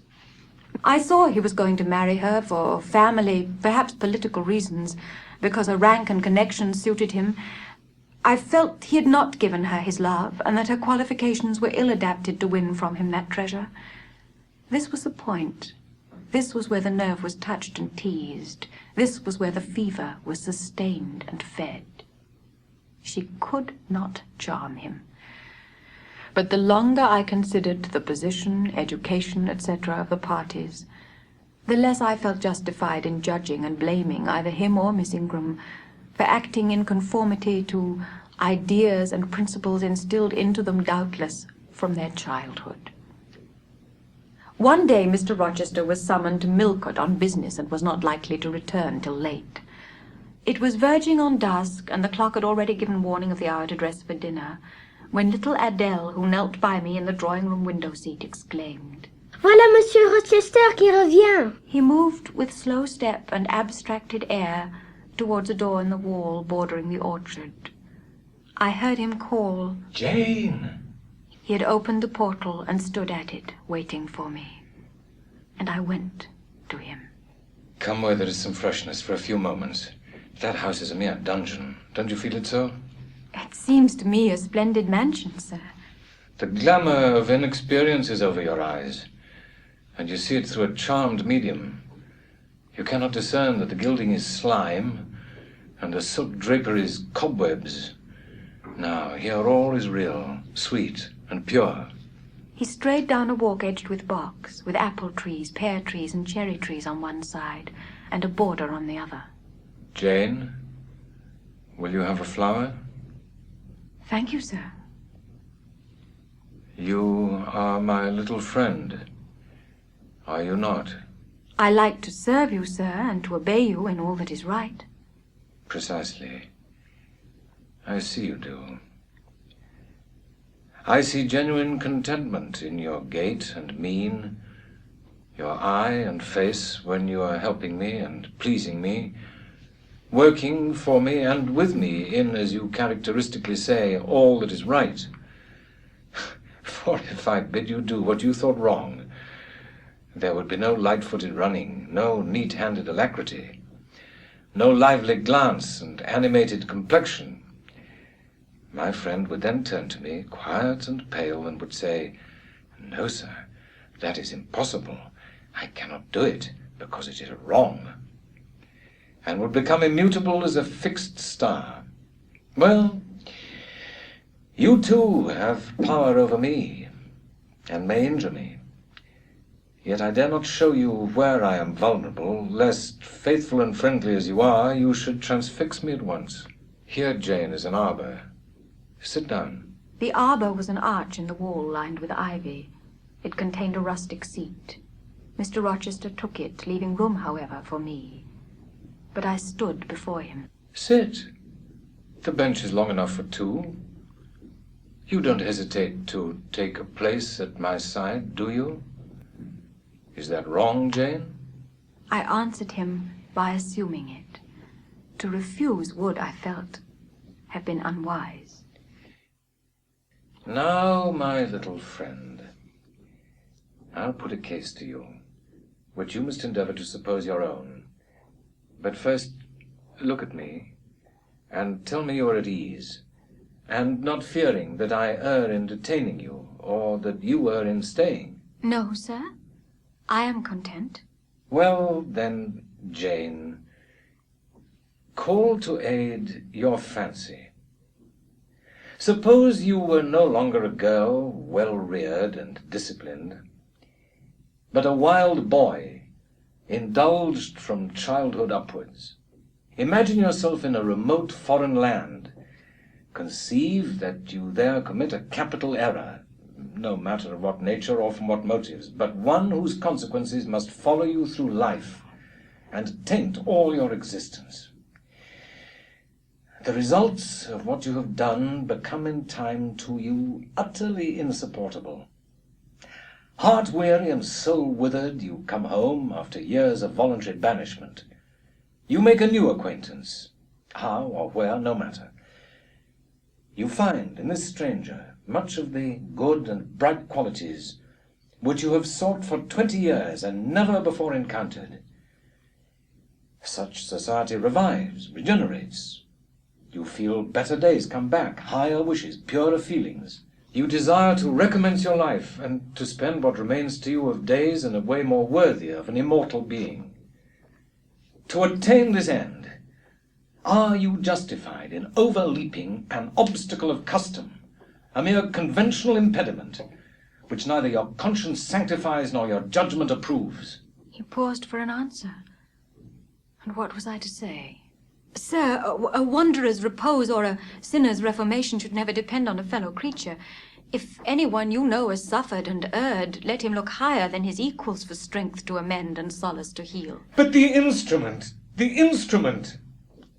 I have myself, I tell it you without parable, been a worldly, dissipated, restless man. And I believe I have found the instrument for my cure in... little friend. You have noticed my tender penchant for Miss Ingram. Don't you think if I married her, she would regenerate me with a vengeance? He got up instantly, went quite to the other end of the walk. When he came back, he was humming a tune. Jane! Jane, you're quite pale. To you I can talk of my lovely one, for now you have seen her and know her. Yes, sir. She's a rare one, is she not, Jane? Yes, sir. A strapper, a real strapper, Jane. Big, brown, and buxom, with hair just such as the ladies of Carthage must have had. I shut my eyes resolutely against the future. I stopped my ears against the voice that kept warning me of near separation and coming grief. I half ventured to hope that he would, even after his marriage, keep us together somewhere under the shelter of his protection, and not quite exiled from the sunshine of his presence. Alas, never had I loved him so well. Jane, Thornfield is a pleasant place in summer, is it not? You must have become in some degree attached to the house. I am attached to it, indeed. Pity. It is always the way of events in this life. No sooner have you got settled in a pleasant resting place than a voice calls out to you to rise and move on, for the hour of repose is expired. Must I move on, sir? Must I leave Thornfield? I believe you must, Jane. I am sorry, Janet, but I believe indeed you must. Well, sir, I shall be ready when the order to march comes. It is come now. I must give it tonight. Then you are going to be married, sir? Exactly. Precisely. With your usual acuteness, you have hit the nail straight on the head. Soon, sir? Very soon, that is, Miss Eyre. It is my intention to put my old bachelor's neck into the sacred noose, to enter into the holy estate of matrimony, to take Miss Ingram to my bosom, in short. She's an extensive armful, but that's not to the point. One can't have too much of such a very excellent thing as my beautiful Blanche. Well, as I was saying, listen to me, Jane. You're not turning your head to look after moths, are you? That was only a lady clock child flying away home. Adele must go to school, and you, Miss Eyre, must get a new situation. Yes, sir. I will advertise immediately.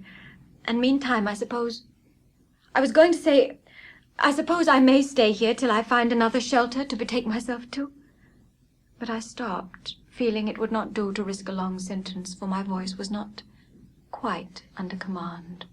In about a month, I hope to be a bridegroom.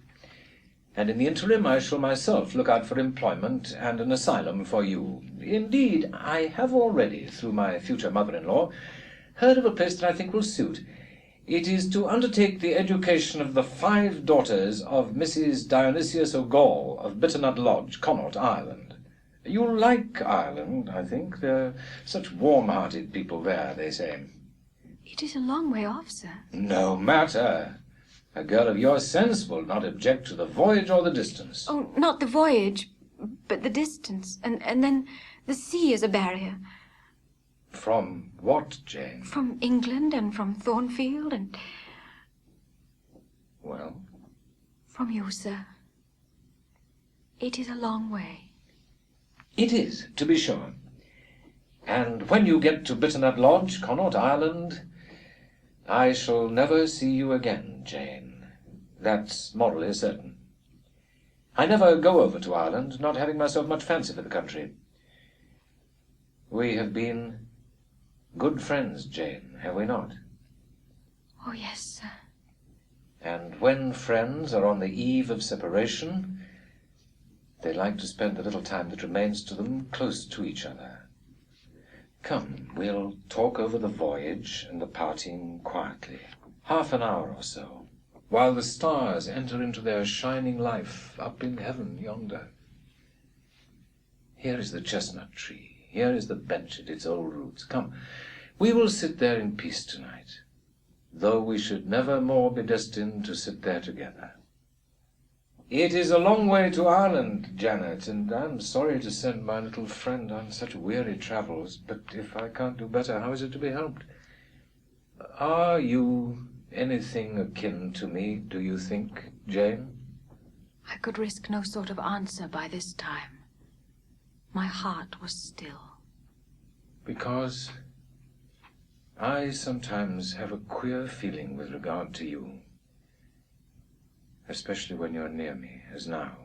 It is as if I had a string somewhere under my left ribs, tightly and inextricably knotted to a similar string situated in the corresponding quarter of your little frame. And if that boisterous channel and 200 miles or so of land come broad between us, I am afraid that cord of communion will be snapped. And then I have a nervous notion I should take to bleeding inwardly. And as for you, you'd forget me. That I never should, sir. You know. Jane, do you hear that nightingale singing in the wood? Listen. In listening, I sobbed convulsively, for I could repress what I endured no longer. I was obliged to yield, and I was shaken from head to foot with acute distress. When I did speak, it was only to express an impetuous wish that I had never been born or had never come to Thornfield. Because you're sorry to leave it? The vehemence of emotion stirred by grief and love within me was claiming mastery and struggling for full sway and asserting a right to predominate. To overcome, to live, rise and reign at last. Yes, and to speak. I grieve to leave Thornfield. I love Thornfield. I love it because I have lived in it a full and delightful life, momentarily at least. I have not been trampled on. I have not been petrified. I have not been buried with inferior minds and excluded from every glimpse of communion with what is bright and energetic and high. I have talked face to face with what I reverence, with what I delight in, with an original, a vigorous and expanded mind. I have known you, Mr. Rochester, and it strikes me with terror and anguish to feel I absolutely must be torn from you forever. I see the necessity of departure, and it is like looking on the necessity of death. Where do you see the necessity? Where? You, sir, have placed it before me. In what shape? In the shape of Miss Ingram, a noble and beautiful woman, your bride. My bride? What bride? I have no bride. But you will have. Yes, I will. I will. Then I must go. You have said it yourself. No, you must stay. I swear it, and the oath shall be kept. I tell you I must go. Do you think I can stay to become nothing to you? Do you think I am an automaton, a machine without feelings, and can bear to have my morsel of bread snatched from my lips and my drop of living water dashed from my cup? Do you think, because I am poor, obscure, plain and little, I am soulless and heartless? You think wrong. I have as much soul as you and full as much heart. And if God had gifted me with some beauty and much wealth, I should have made it as hard for you to leave me as it is now for me to leave you. I'm not talking to you now through the medium of custom conventionalities or even of mortal flesh.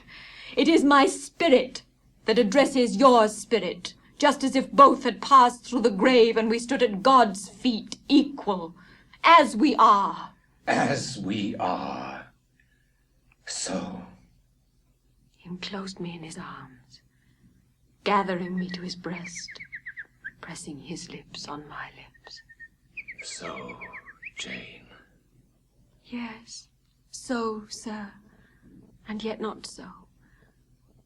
For you are a married man, or as good as a married man, and wed to one inferior to you, to one with whom you have no sympathy, whom I do not believe you truly love, for I have seen and heard you sneer at her. I would scorn such a union. Therefore I am better than you. Let me go. Where, Jane? To Ireland? Yes, to Ireland.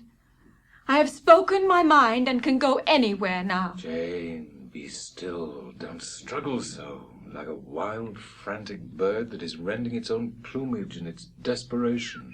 I am no bird, and no net ensnares me. I am a free human being with an independent will, which I now exert to leave you. Another effort set me at liberty, and I stood erect before him. And your will shall decide your destiny. I offer you my heart and my hand, and a share of all my possessions. You play a farce, which I merely laugh I at. ask you to pass through life at my side, to be my second self and best earthly companion. For that fate you have already made your choice, and must abide by it. Jane, be still a few moments. You're overexcited. I will be still too. A waft of wind came sweeping down the laurel walk and trembled through the boughs of the chestnut. It wandered away, away to an indefinite distance. It died. The nightingale's song was then the only voice of the hour, and listening to it, I again wept. Mr. Rochester sat quiet, looking at me gently and seriously. Some time passed before he spoke. Come to my side, Jane, and let us explain and understand one another. I will never come to your side. I'm torn away now, and I cannot return. But, Jane, I summon you as my wife. It is you only I intend to marry. I was silent. I thought he mocked me. Come, Jane. Come hither. Your bride stands between us. He rose and with a stride reached me, drawing me to him. My bride is here, because my equal is here, and my likeness. Jane, will you marry me? Still I did not answer, and still I writhed from his grasp, for I was still incredulous. Do you doubt me, Jane? Entirely. You have no faith in me? Not a whit. Am I a liar in your eyes? Little skeptic, you shall be convinced. What love have I for Miss Ingram? None, and that you know. What love has she for me? None, as I have taken pains to prove. I caused a rumor to reach her that my fortune was not a third of what was supposed, and after that I presented myself to see the results. It was coldness, both from her and her mother. I could not marry Miss Ingram. You strange, you almost unearthly thing, I love as my own flesh. You, poor and obscure and small and plain as you are, I entreat to accept me as a husband. What? Me? Me? Who am not a friend in the world but you? If you are my friend, not a shilling but what you have given. You, Jane. I must have you for my own, entirely my own. Will you be mine? Say yes, quickly. Mr. Rochester, let me look at your face. Turn to the moonlight. Why? Because I want to read your countenance. Turn. Oh, Jane, you torture me. With that searching and yet faithful and generous look, you torture me. How can I do that? If you are true and your offer real, my only feelings to you must be gratitude and devotion. They cannot torture. Gratitude? Jane, accept me quickly. Say, Edward, give me my name. Edward, I will marry you. Are you in earnest? Do you truly love me? Do you sincerely wish me to be your wife? I do. And if an oath is necessary to satisfy you, I swear it. Then, sir, I will marry you. Edward, my little wife. Dear Edward. Come to me. Come to me entirely now. In his deepest tone, he spoke in my ear as his cheek was laid on mine. Make my happiness. I will make yours. God pardon me, and man meddle not with me. I have her, and I will hold her. There is no one to meddle, sir. I have no kindred to interfere. No, that is the best of it. If I had loved him less, I should have thought his accent and look of exultation savage. But sitting by him, roused from the nightmare of parting, called to the paradise of union, I thought only of the bliss given me to drink in so abundant a flow.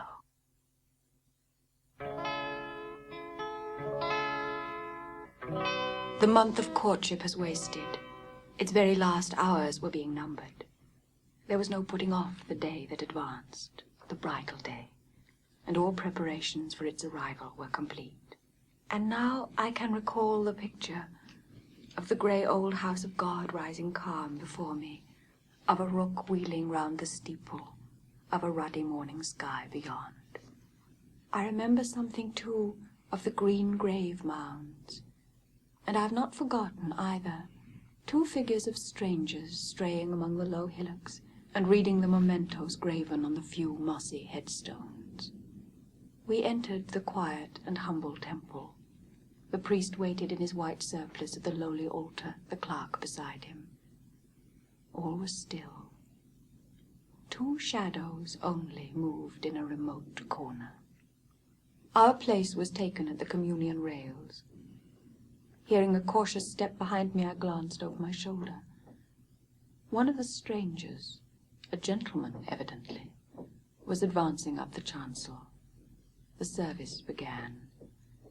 The explanation of the intent of matrimony was gone through, and then the clergyman came a step further forward, and, bending slightly towards Mr. Rochester, went on.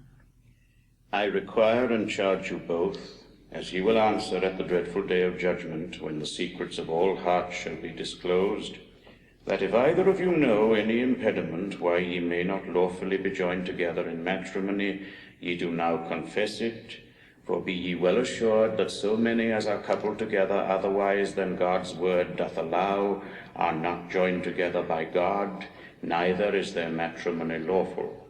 He paused, as the custom is. When is the pause after that sentence ever broken by reply? Not, perhaps, once in 100 years. And the clergyman, who had not lifted his eyes from his book and had held his breath but for a moment, was proceeding. His hand was already stretched towards Mr. Rochester, as his lips unclosed to ask, "Wilt thou have this woman for thy wedded wife?" when a distinct and near voice said, "The marriage cannot go on. I declare the existence of an impediment." Proceed. "The ceremony is quite broken off. I am in a condition to prove my allegation. An insuperable impediment to this marriage exists." Mr. Rochester heard, but heeded not. He stood stubborn and rigid, making no movement but to possess himself of my hand. What a hot and strong grasp he had, and how like quarried marble was his pale, firm, massive front at this moment. How his eyes shone, still, watchful, and yet wild beneath. What is the nature of the impediment? Perhaps it may be got over, explained away. Hardly. I have called it insuperable, and I speak advisedly. It simply consists in the existence of a previous marriage. Mr. Rochester has a wife now living. My nerves vibrated to those low-spoken words as they had never vibrated to thunder. My blood felt their subtle violence as it had never felt frost or fire. But I was collected and in no danger of swooning. I looked at Mr. Rochester. I made him look at me. His whole face was colorless rock. His eye was both spark and flint. He disavowed nothing. He seemed as if he would defy all things. Without speaking, without smiling, without seeming to recognize in me a human being, he only twined my waist with his arm and riveted me to his side. Who are you? My name is Briggs, a solicitor of London. And you would thrust on me a wife? I would remind you of your lady's existence, sir, which the law recognizes if you do not. Favor me with an account of her, with her name, her parentage, her place of abode. Certainly. Mr. Briggs calmly took a paper from his pocket and read. I affirm and can prove that on the 20th of October, A.D. 1822, Edward Fairfax Rochester of Thornfield Hall, in the county of Yorkshire, and of Fernby Manor in Yorkshire, England, was married to my sister, Bertha Antoinetta Mason, daughter of Jonas Mason, merchant, and of Antoinetta, his wife, a Quayle, at Spanish Town, Jamaica. The record of the marriage will be found in the register of that church. A copy of it is now in my possession. She is now living in Thornfield Hall. Signed, Richard Mason. At Thornfield Hall? Impossible. I am an old resident in this neighborhood, sir, and I never heard of a Mrs. Rochester at Thornfield Hall. No, by God. I took care that none should hear of it, or of her under that name. Enough. All should bolt out at once like the bullet from the barrel. Wood, close your book and take off your surplice. John Green, leave the church. There will be no wedding today. Bigamy is an ugly word. I meant, however, to be a bigamist. But fate has outmaneuvered me, or Providence has checked me, perhaps the last. I'm little better than a devil at this moment. Gentlemen, my plan is broken up. What this lawyer says is true. I have been married, and the woman to whom I was married lives. You say you never heard of a Mrs. Rochester at the house up yonder, Wood. But I dare say you've many a time inclined your ear to gossip about the mysterious lunatic kept there under watch and ward. Some have whispered to you that she's my bastard half-sister, some my cast-off mistress. I now inform you that she is my wife, whom I married 15 years ago, Bertha Mason by name. Bertha Mason is mad, and she came of a mad family. Idiots and maniacs through 3 generations. Her mother, the Creole, was both a mad woman and a drunkard, as I found out after I had wed the daughter, for they were silent on family secrets before. Bertha, like a dutiful child, copied her parent in both points. You can fancy I was a happy man.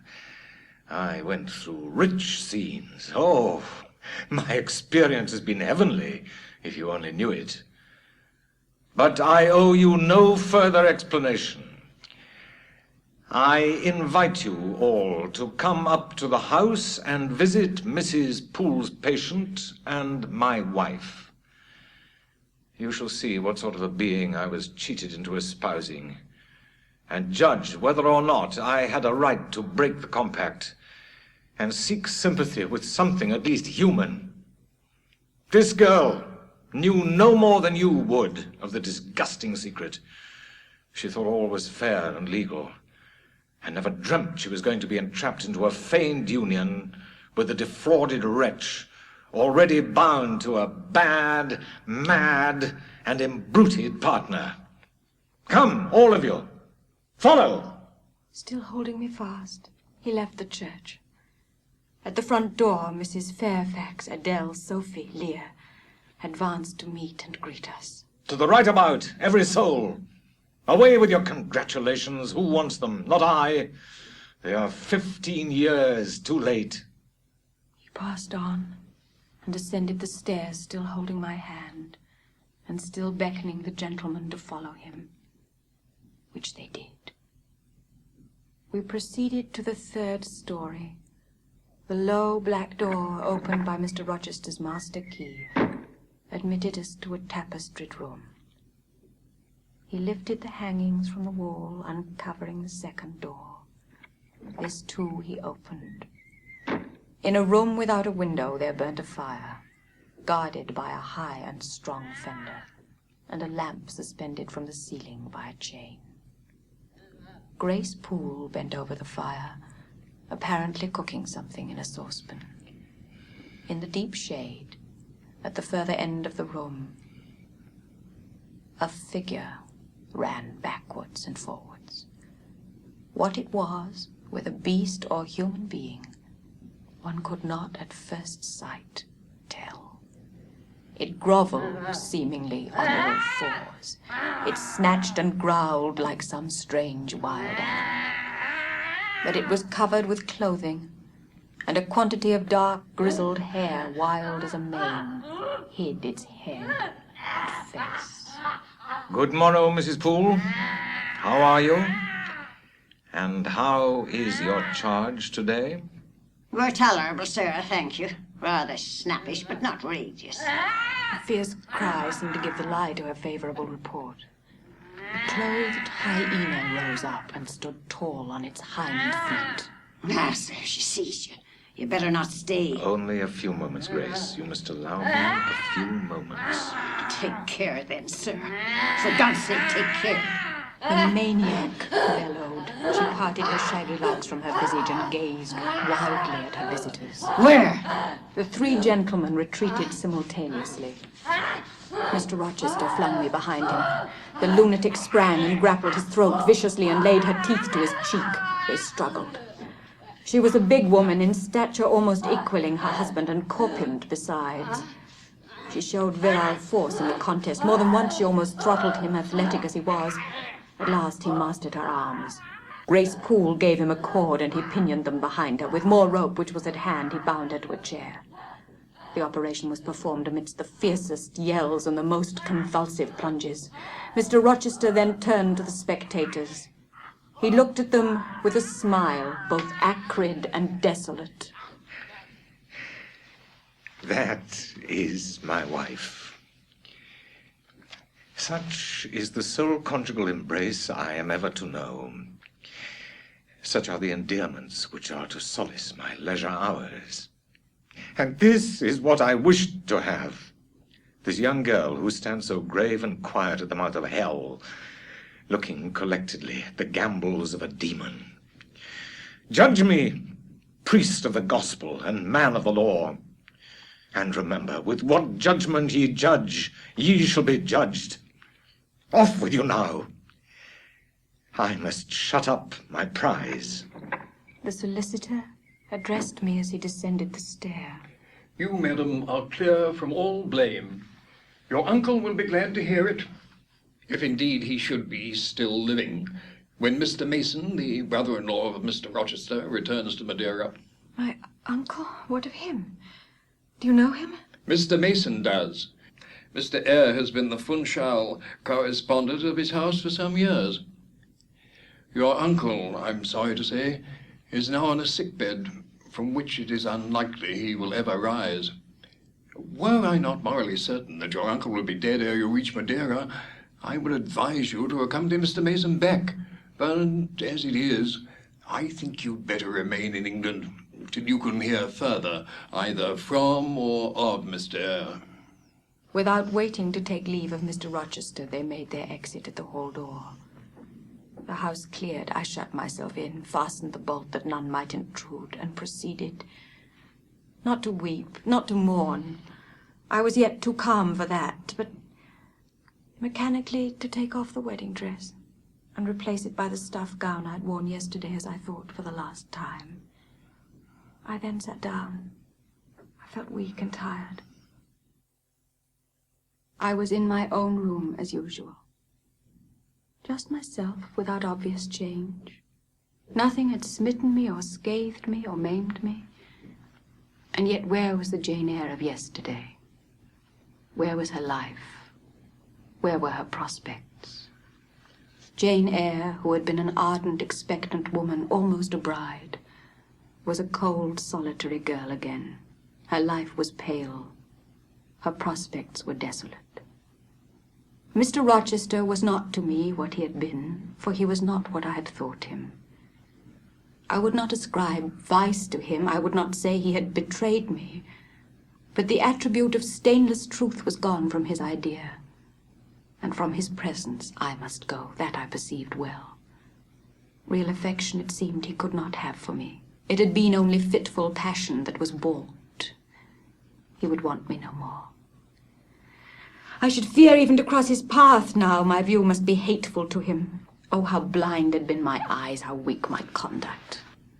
My eyes were covered and closed. Eddying darkness seemed to swim round me, and reflection came in as black and confused a flow.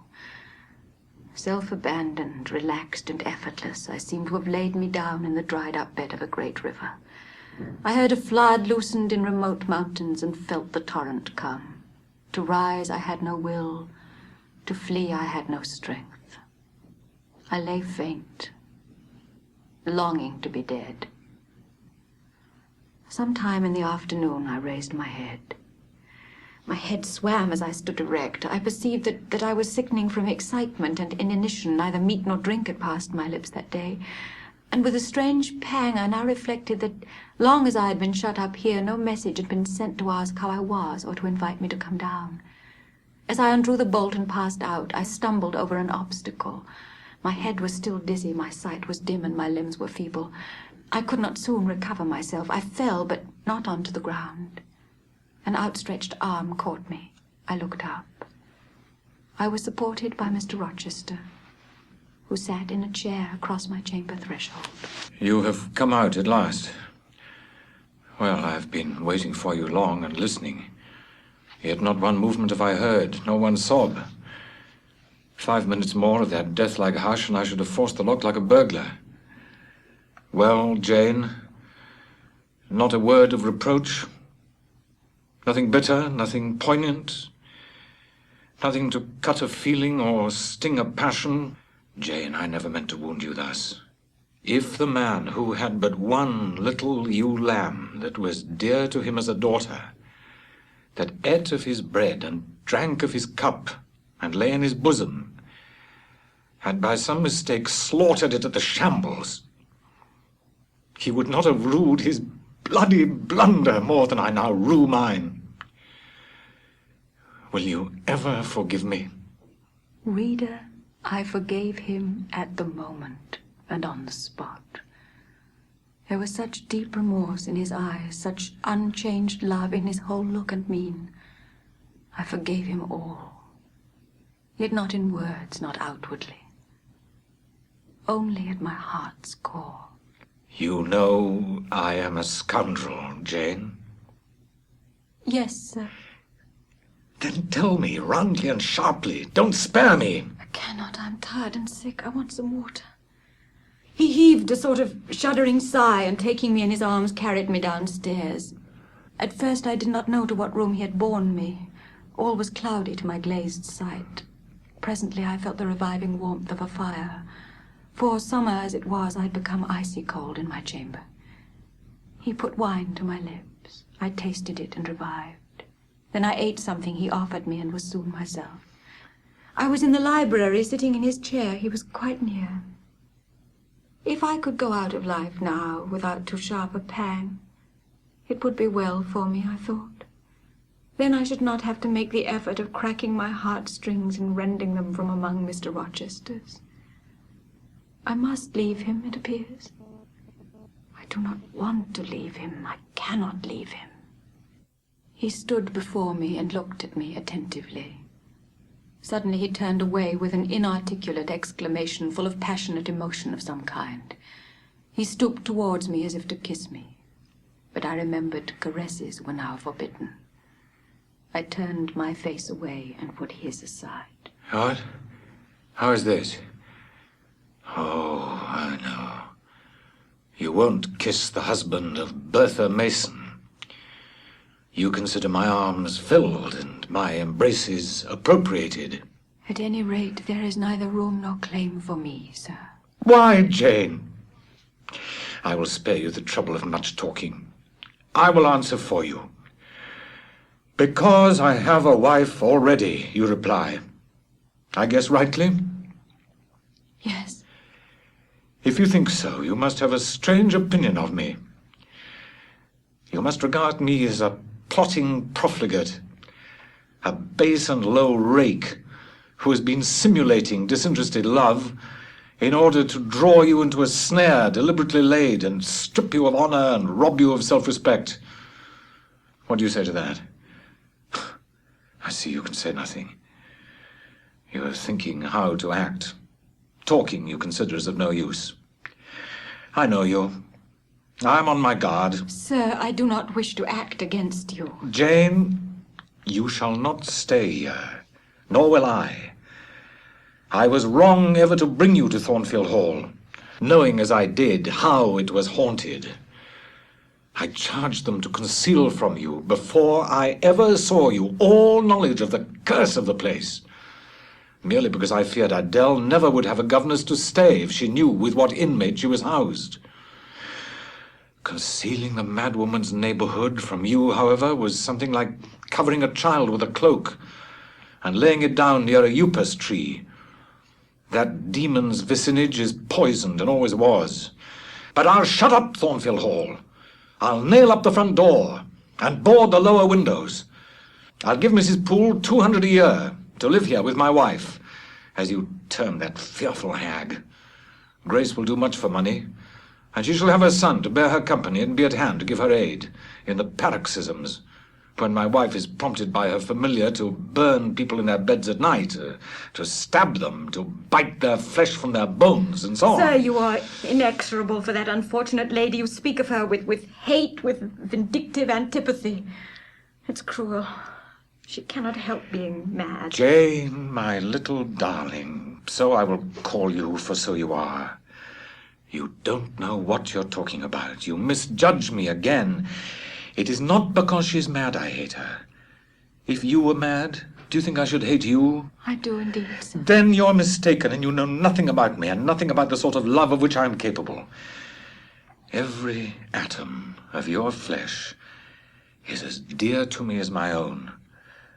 In pain and sickness, it would still be dear. Your mind is my treasure, and if it were broken, it would be my treasure still. I should not shrink from you with disgust as I did from her. In your quiet moments, you should have no watcher and no nurse but me, and I could hang over you with untiring tenderness, though you gave me no smile in return, and never weary of gazing into your eyes, though they had no longer a ray of recognition for me. But why do I follow that train of ideas? I was talking of removing you from Thornfield. All you know is prepared for prompt departure. Tomorrow you shall go.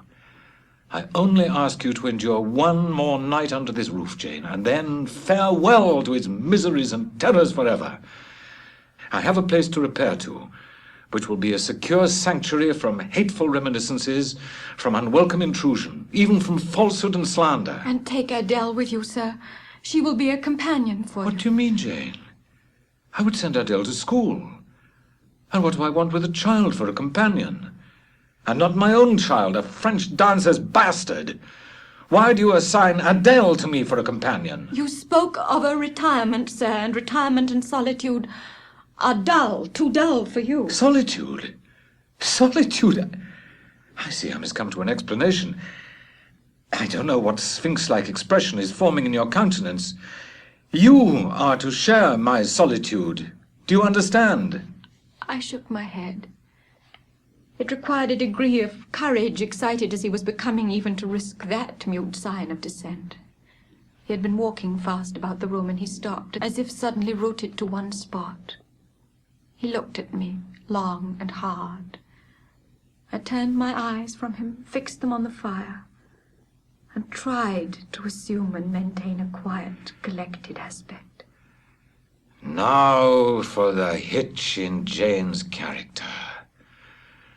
The reel of silk has run smoothly enough so far, but I always knew there would come a knot and a puzzle. Here it is. Now for vexation and exasperation and endless trouble. By God, I long to exert a fraction of Samson's strength and break the entanglement like tow. Jane, will you hear reason? Because if you won't, I'll try violence.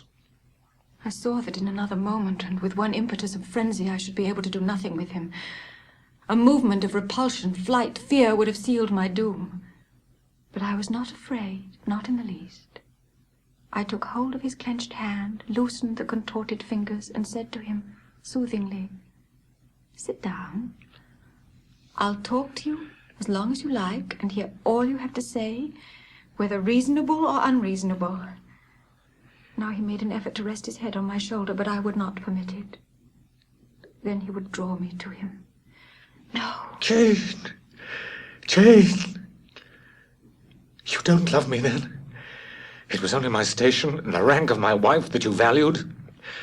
Now that you think me disqualified to become your husband, you recoil from my touch as if I were some toad or ape. I do love you more than ever, but I must not show or indulge the feeling. And this is the last time I must express it. The last time, Jane? What? Do you think you can live with me and see me daily, and yet if you still love me, be always cold and distant? No, sir. That I am certain I could not. And therefore I see there is but one way. But you will be furious if I mention it. Oh, mention it! If I storm, you have the art of weeping. Mr. Rochester,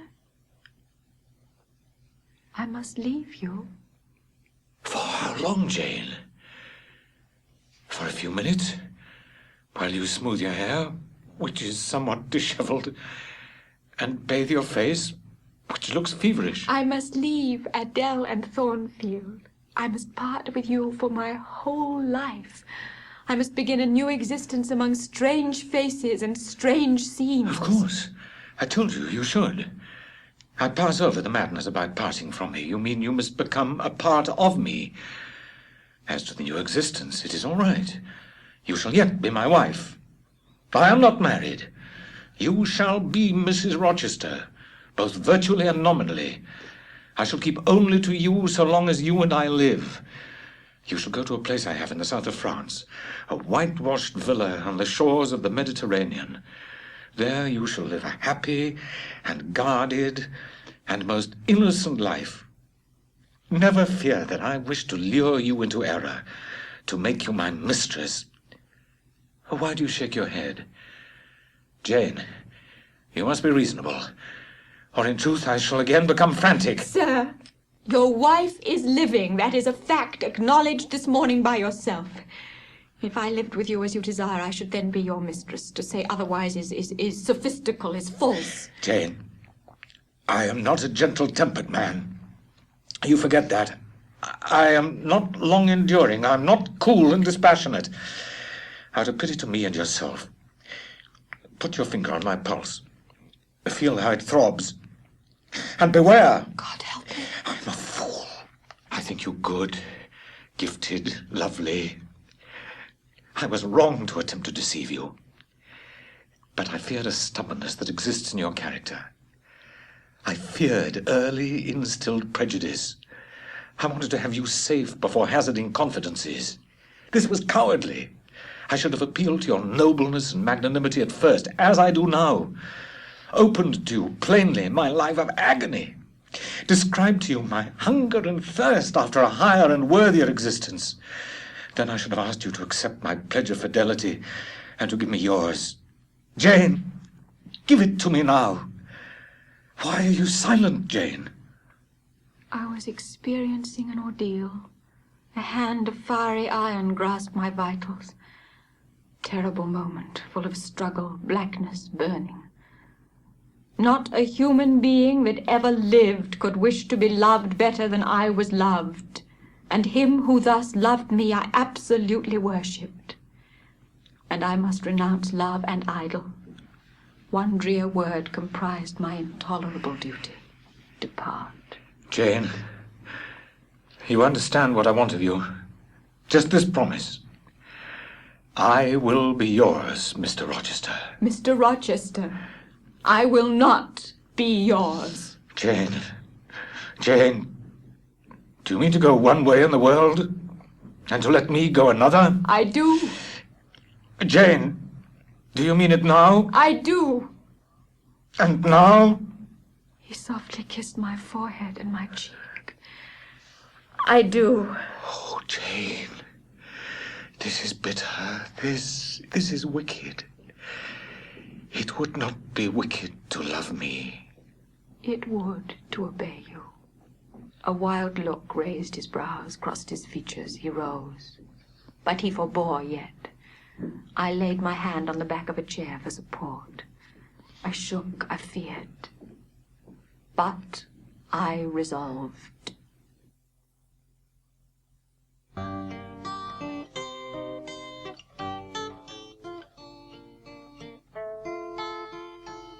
That night I never thought to sleep. I rose, I was dressed, for I had taken off nothing but my shoes. I tied on my straw bonnet, pinned my shawl, and stole from my room. "Farewell, kind Mrs. Fairfax," I whispered as I glided past her door. "Farewell, my darling Adele," I said as I glanced towards the nursery. Drearily, I wound my way downstairs. I opened the door, passed out, shut it softly. Dim dawn glimmered in the yard. The great gates were closed and locked, but a wicket in one of them was only latched. Through that I departed. It, too, I shut. And now I was out of Thornfield. I thought of him now in his room watching the sunrise, hoping I should soon come to say I would stay with him and be his. Gentle reader, may you never feel what I then felt. May your eyes never shed such stormy, scalding, heart-wrung tears as poured from mine. May you never appeal to heaven in prayers so hopeless and so agonized as in that hour left my lips. For never may you, like me, dread to be the instrument of evil to what you wholly love.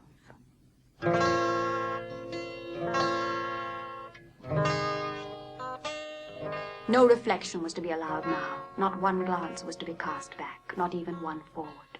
Not one thought was to be given either to the past or the future. My home, when I at last find a home, is a cottage in a remote village teaching a village school. Let me ask myself one question. Which is better? To have surrendered to temptation, listened to passion, to have been now living in France, Mr. Rochester's mistress, delirious with his love half my time, for he would, oh yes, he would have loved me well for a while. He did love me. No one will ever love me so again. I shall never more know the sweet homage given to beauty, youth, and grace, for never to anyone else shall I seem to possess these charms. He was fond and proud of me. It is what no man besides will ever be. But where am I wandering, and what am I saying, and above all feeling? Whether is it better, I ask, to be a slave in a fool's paradise at Marseille, fevered with delusive bliss one hour, suffocating with the bitterest tears of remorse and shame the next, or to be a village schoolmistress, free and honest in a breezy mountain nook in the healthy heart of England? Yes, I feel now that I was right when I adhered to principle and law, and scorned and crushed the insane promptings of a frenzied moment. I thought myself happy and was surprised to find myself weeping. But why? For the doom which had reft me from adhesion to my master. For him I was no more to see. I continued the labors of the village school as actively and faithfully as I could. At this period of my life, my heart far oftener swelled with thankfulness than sank with dejection. And yet, reader, to tell you all, after a day passed in honourable exertion amongst my scholars, and evenings spent in drawing or reading contentedly alone, I used to rush into strange dreams at night. Dreams many-coloured, agitated, full of the ideal, the stirring, the stormy. Dreams where, amidst unusual scenes charged with adventure, with agitating risk and romantic chance, I still again and again met Mr. Rochester. Always at some exciting crisis, and then the sense of being in his arms, of hearing his voice, meeting his eye, touching his hand and cheek, loving him, being loved by him, the hope of passing a lifetime at his side, would be renewed with all its first force and fire. Then I awoke. Then I recalled where I was and how situated. Then I rose up on my bed, trembling and quivering. And then the still, dark night witnessed the convulsion of despair and heard the burst of passion. By 9 o'clock the next morning I was punctually opening the school, tranquil, settled, prepared for the steady duties of the day. My uncle in Madeira, I had heard, was dead, my only relative, and then his money came to me. It was a grand boon, doubtless, and independence would be glorious. Yes, I felt that. That thought swelled my heart. I then wrote to Mrs. Fairfax, entreating information on Mr. Rochester. I was astonished when a fortnight passed without reply. But when half a year wasted in vain expectancy, my hope died out. And then I felt dark indeed.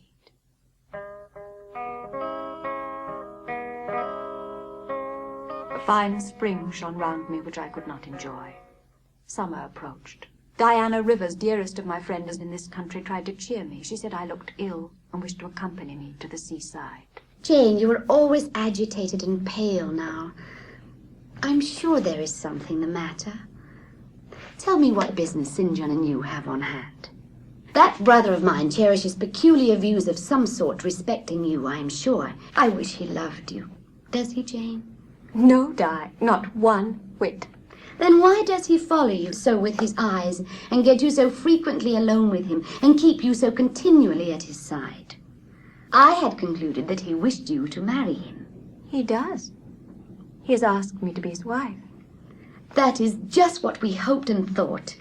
And you will marry him, Jane, won't you? And then he will stay in England. Far from that, Diana. His sole idea of proposing to me is to procure a fitting fellow missionary in his Indian toils. What? He wishes you to go to India? Yes. Madness. You would not live 3 months there, I am certain. You never shall go. You have not consented, have you, Jane? I have refused to marry him. You do not love him, then, Jane? Not as a husband. Yet he is a handsome fellow. And I am so plain, you see, Di, we should never suit. Plain, you? Not at all. You are much too pretty, as well as too good to be grilled alive in Calcutta. What makes you say he does not love you, Jane? Well, you should hear himself on the subject.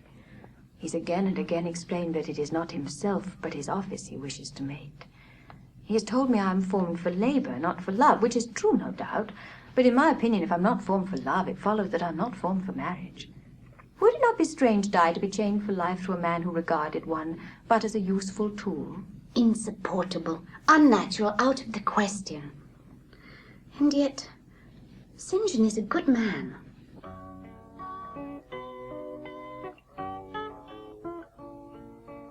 I felt veneration for St. John. Veneration so strong that its impetus thrust me at last to the point I had so long shunned.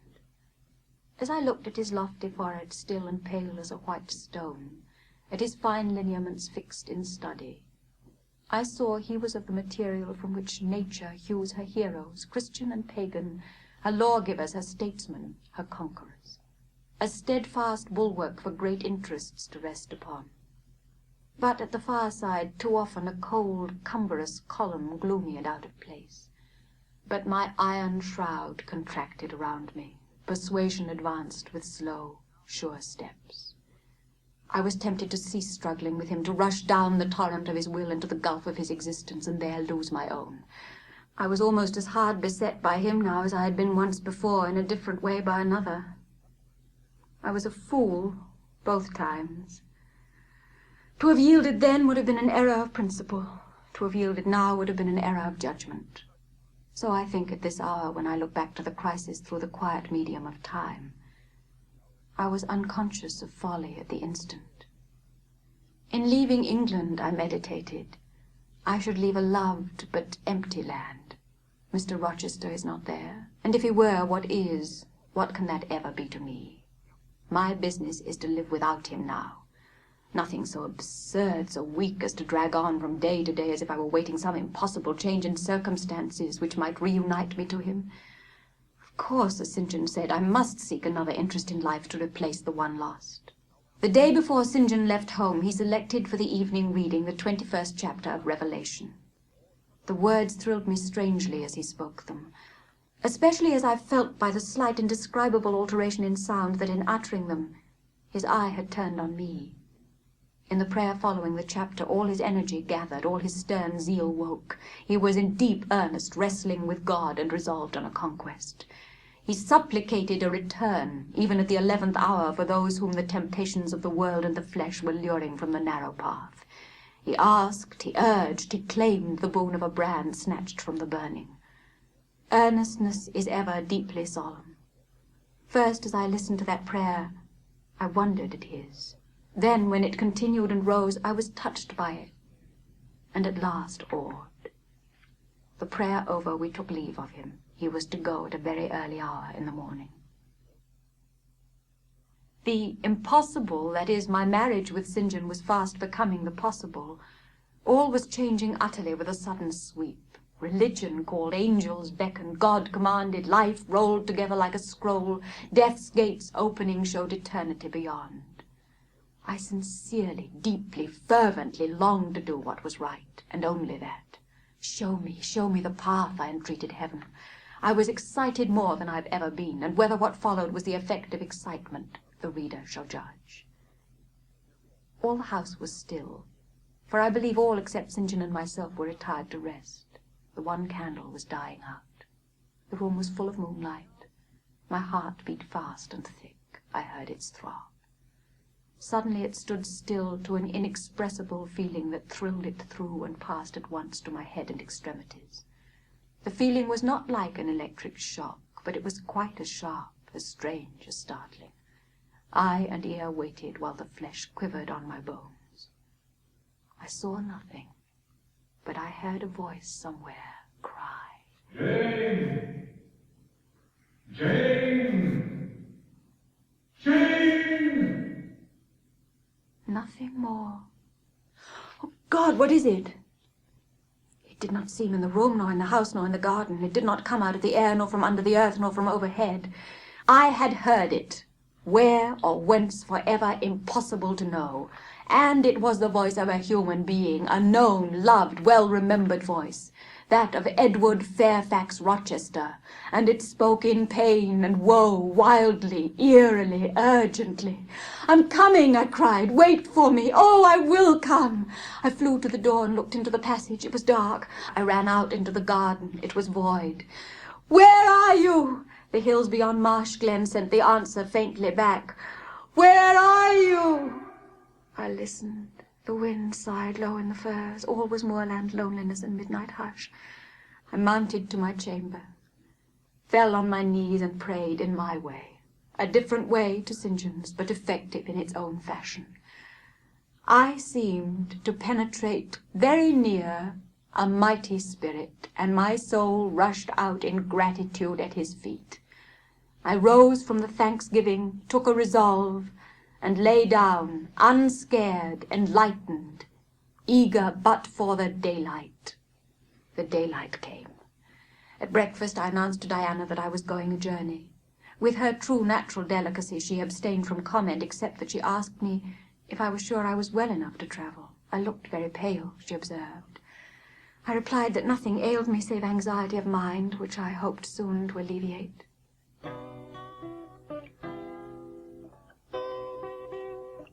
Once more on the road to Thornfield, I felt like the messenger pigeon flying home. It was a journey of 36 hours. I got out of the coach. My heart leapt up. I was already on my master's very lands. There was the stile before me, the very fields through which I had hurried on the morning I fled from Thornfield. How fast I walked, how I ran sometimes, how I looked forward to catch the first view of the well-known woods. Strange delight inspired me. On I hastened. Another field crossed, a lane threaded, and there were the courtyard walls, the house itself, the rookery still hid. I'd coasted along the lower wall of the orchard, turned its angle. I could peep round quietly at the full front of the mansion. I looked with timorous joy towards a stately house. I saw a blackened ruin. The front was as I had once seen it in a dream, but a shell-like wall, very high and very fragile-looking, perforated with paneless windows, no roof, no battlements, no chimneys. All had crashed in. And there was the silence of death about it, the solitude of a lonesome wild. No wonder that letters addressed to people here had never received an answer. As well dispatch epistles to a vault in a church aisle. The grim blackness of the stones told by what fate the hall had fallen. By conflagration. But how kindled? And oh, where meantime was the hapless owner of this wreck? Some answer must be had to these questions. I could find it nowhere but at the inn, and thither ere long I returned. The host himself brought my breakfast into the parlor. I requested him to shut the doors and sit down. I had some questions to ask him. You know Thornfield Hall, of course, I managed to say at last. Yes, ma'am. Is Mr. Rochester living at Thornfield now? No, ma'am. Oh, no. No one is living there. Thornfield Hall is quite a ruin. It was burnt down just about harvest time. A dreadful calamity. The fire broke out at dead of night, and before the engines arrived from Millcote, the building was one mass of flame. It was a terrible spectacle. I witnessed it myself. Was it known how it originated? It was ascertained beyond a doubt, ma'am. You are not perhaps aware that there was a lady, a lunatic, kept in the house? I have heard something of it. This lady, ma'am, turned out to be Mr. Rochester's wife. The discovery was brought about in the strangest way. There was a young lady, a governess at the hall, that Mr. Rochester fell in. You shall tell me this part of the story another time, but now I have a particular reason for wishing to hear all about the fire. Was it suspected that this lunatic, Mrs. Rochester, had any hand in it? You've hit it, ma'am. It's quite certain that it was her, and nobody but her, that set it going. She got down to a lower story and made her way to the chamber that had been the governess's. She was like as if she knew somehow how matters had gone on and had a spite at her. And she kindled the bed there. But there was nobody sleeping in it, fortunately. The governess had run away 2 months before, and for all Mr. Rochester sought her as if she had been the most precious thing he had in the world, he could never hear a word of her, and he grew savage. Miss Adele, a ward he had, was put to school. He broke off acquaintance with all the gentry and shut himself up like a hermit at the hall. Then Mr. Rochester was at home when the fire broke out. Yes, indeed was he. And he went up to the attic when all was burning above and below, and got the servants out of their beds and helped them down himself, and went back to get his mad wife out of her cell. And then they called out to him that she was on the roof, where she was standing, waving her arms above the battlements and shouting out till they could hear her a mile off. I saw her and heard her with my own eyes. She was a big woman and had long black hair. We could see it streaming against the flames as she stood.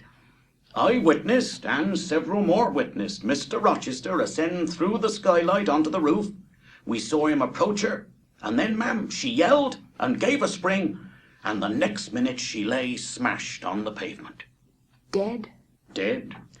Aye, dead as the stones on which her brains and blood were scattered. Good God. Were any other lives lost? No. Perhaps it would have been better if there had. What do you mean? Poor Mr. Edward, he is alive, but many think he had better be dead. Why? How? Where is he? Is he in England? Aye, he's in England. He can't get out of England, I fancy. He's a fixture now. He is stone blind. Yes, he's stone blind, is Mr. Edward. It was all his own courage and, a body may say, his kindness in a way, ma'am. He wouldn't leave the house till everyone else was out before him. As he came down the great staircase at last, after Mrs. Rochester had flung herself from the battlements, there was a great crash. All fell. He was taken out from under the ruins, alive, but sadly hurt. One eye was knocked out, and one hand so crushed that Mr. Carter, the surgeon, had to amputate it directly. The other eye inflamed. He lost the sight of that also. He is now helpless indeed, blind and crippled. Where is he? Where does he now live? At Ferndean, a manor house on a farm he has, about 30 miles off. Quite a desolate spot. Who is with him? Old John and his wife. He would have none else. He's quite broken down, they say. Oh, have you any sort of conveyance? We have a chaise, ma'am, a very handsome chaise. Let it be got ready instantly, and if your postboy can drive me to Ferndean before dark this day, I'll pay both you and him twice the hire you usually demand.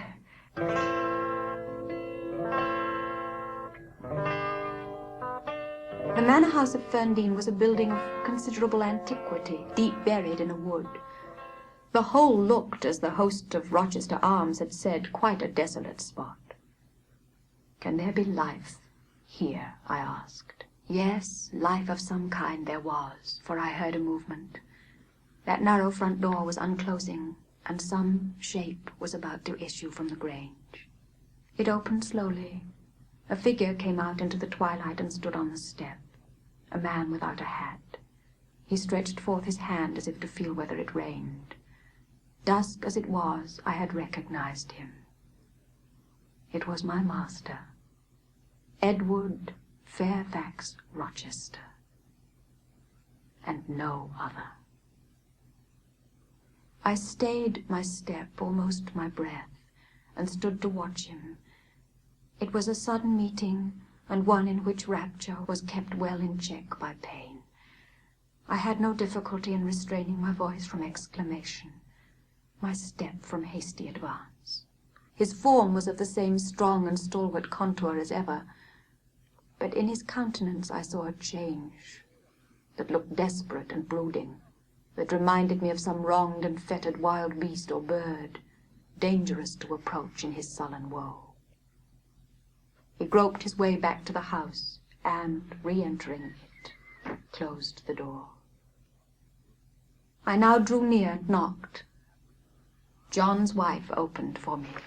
"Mary," I said, "how are you?"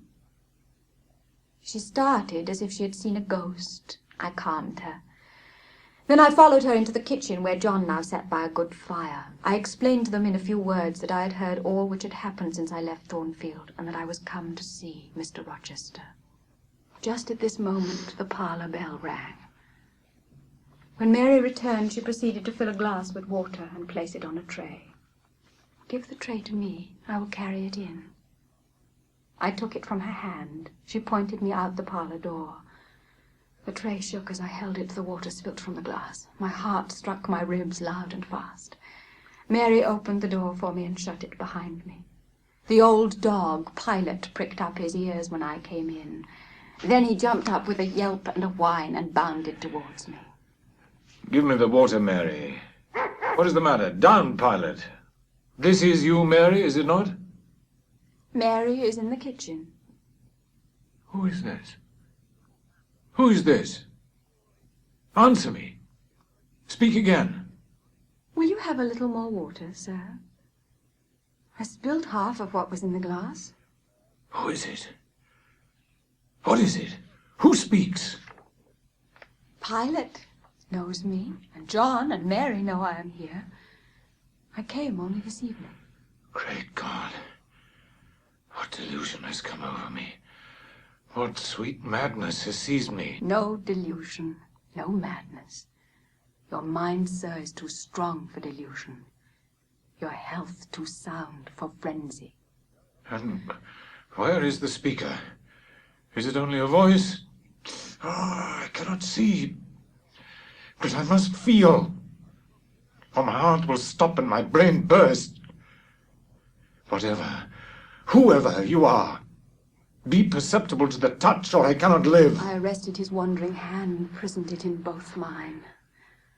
Very fingers. Small, slight fingers.